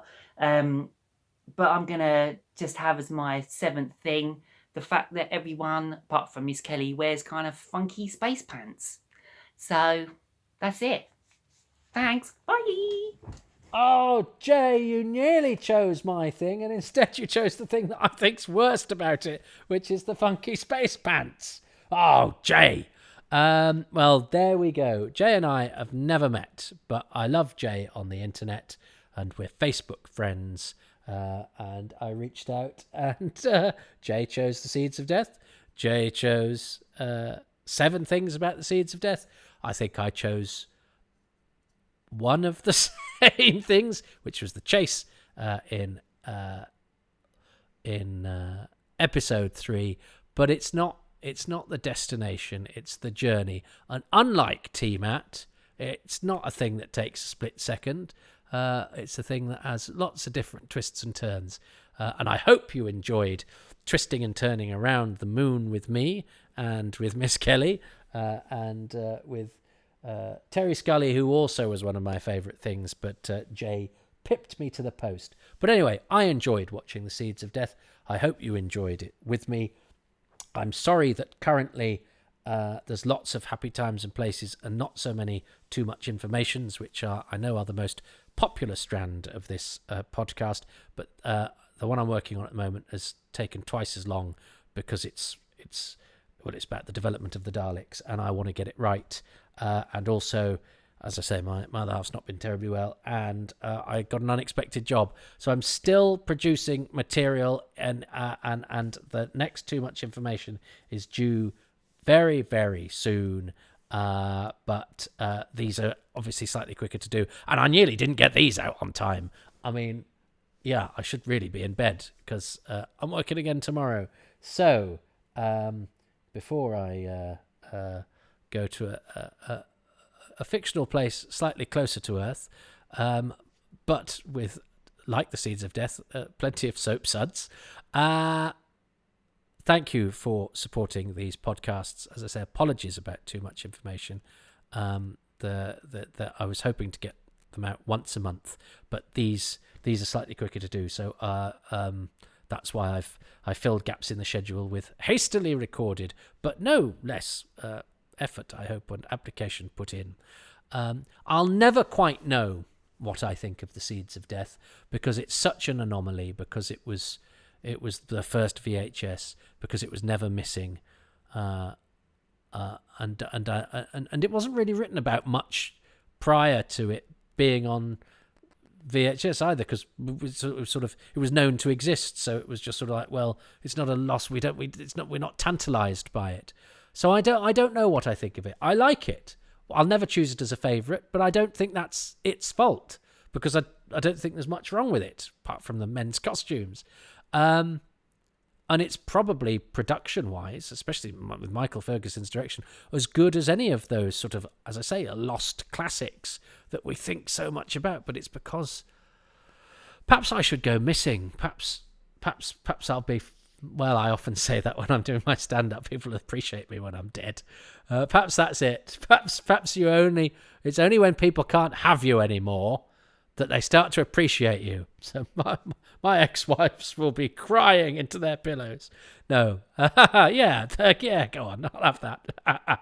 So I'm sorry, Seeds of Death. I think your reputation would be higher. I don't think many people dislike it, do they? It's and Jay obviously doesn't, but I think you might have benefited from doing what Peter Kay does. You know, he doesn't. The comedian Peter Kay, he doesn't do something every year. He limits the amount that we see him, and if you limit your exposure, people want you more. So what you should have done, Seeds of Death, is after you've been out on VHS, you just say, "I'm not coming. Make me the last DVD."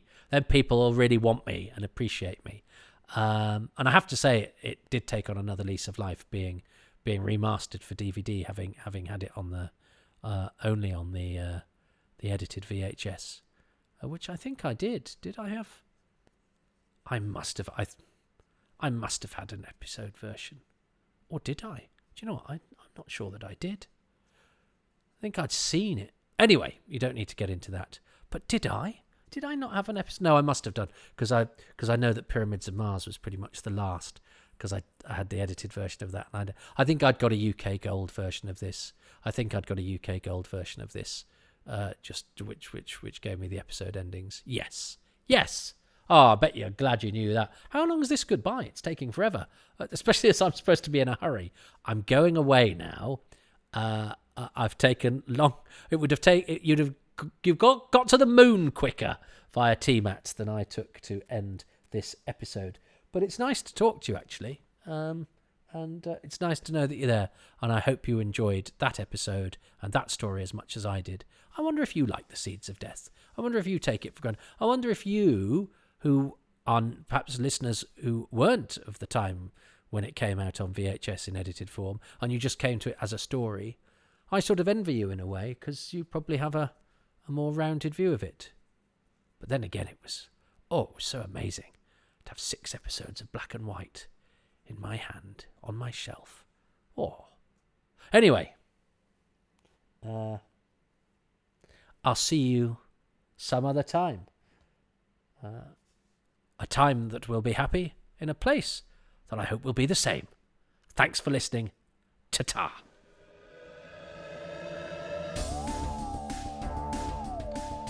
Thank you very much for listening to this omnibus edition of Happy Times and Places, in which Jaye Butler Moore set me, Toby Hadoke, the task of enjoying the Seeds of Death. And what an easy one it was, made easier by the patrons to this podcast series, to whom I'm indebted, and they include Luke Adkins, Peter Adamson, Will Brooks, Peter Burns, Richard Byatt, Alex Kafajoglu, Paul Carnahan, Andy Case, Richard Chalk, John Curley, Mark Dakin, Gary Gillett, Ian Gillespie, James Gould, Lisa C. Greco, Dave Hoskin, Jessica Jones, Andrew Jordan, Clive Lewis, Guy Lambert, James Lark, Gavin McLean, David Matthewman, John McClay, Ross McPhillips, Stuart Mitchell, Nathan Moore, Matthew Newton, Dave Owen, Melvin Pena, Keith Pirry, Jonathan Potter, Dylan Rees, John Rivers, and Ruben Herfindahl.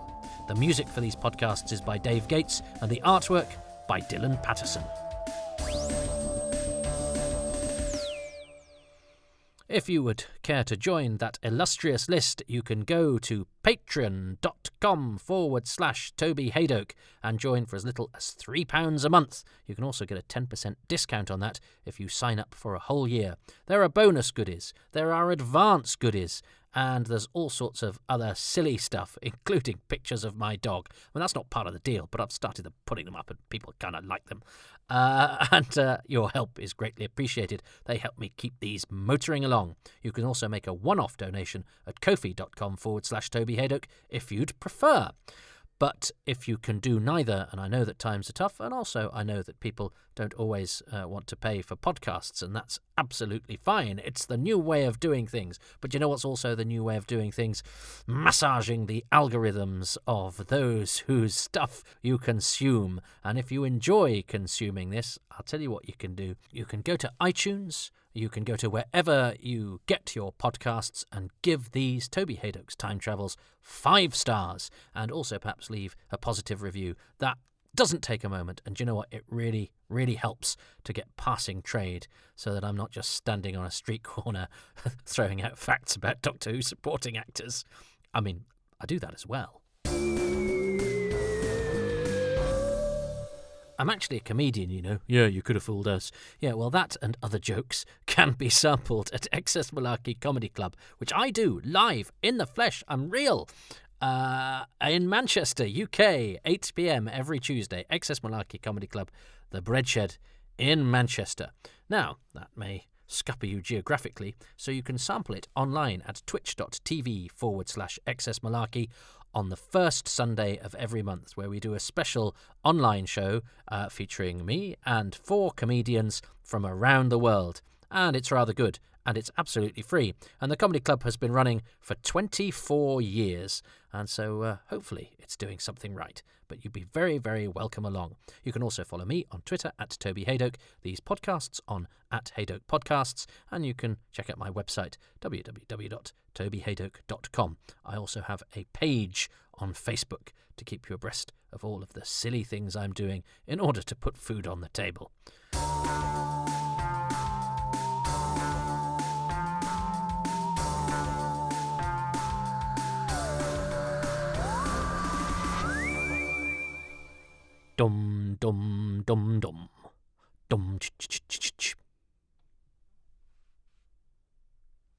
That was worth waiting for, wasn't it? No. Oh, but actually, here's the thing. When I was putting this together, I accidentally recorded over the master recording of episode 4. So I had to lift that from the transmission version. And I've no idea if that's caused a difference in quality or a droppage or a different sound sort of quality in the ears. But that means it's possible that this might be a bit like the VHS, where suddenly between episodes 3 and 4, there's a huge change in quality. I don't know. I'm cloth-eared. But yeah, it was from a different source because, unfortunately, I Pamela Nashed the master track of episode 4 by forgetting to relabel it when I started editing episode 5. So it's gone forever.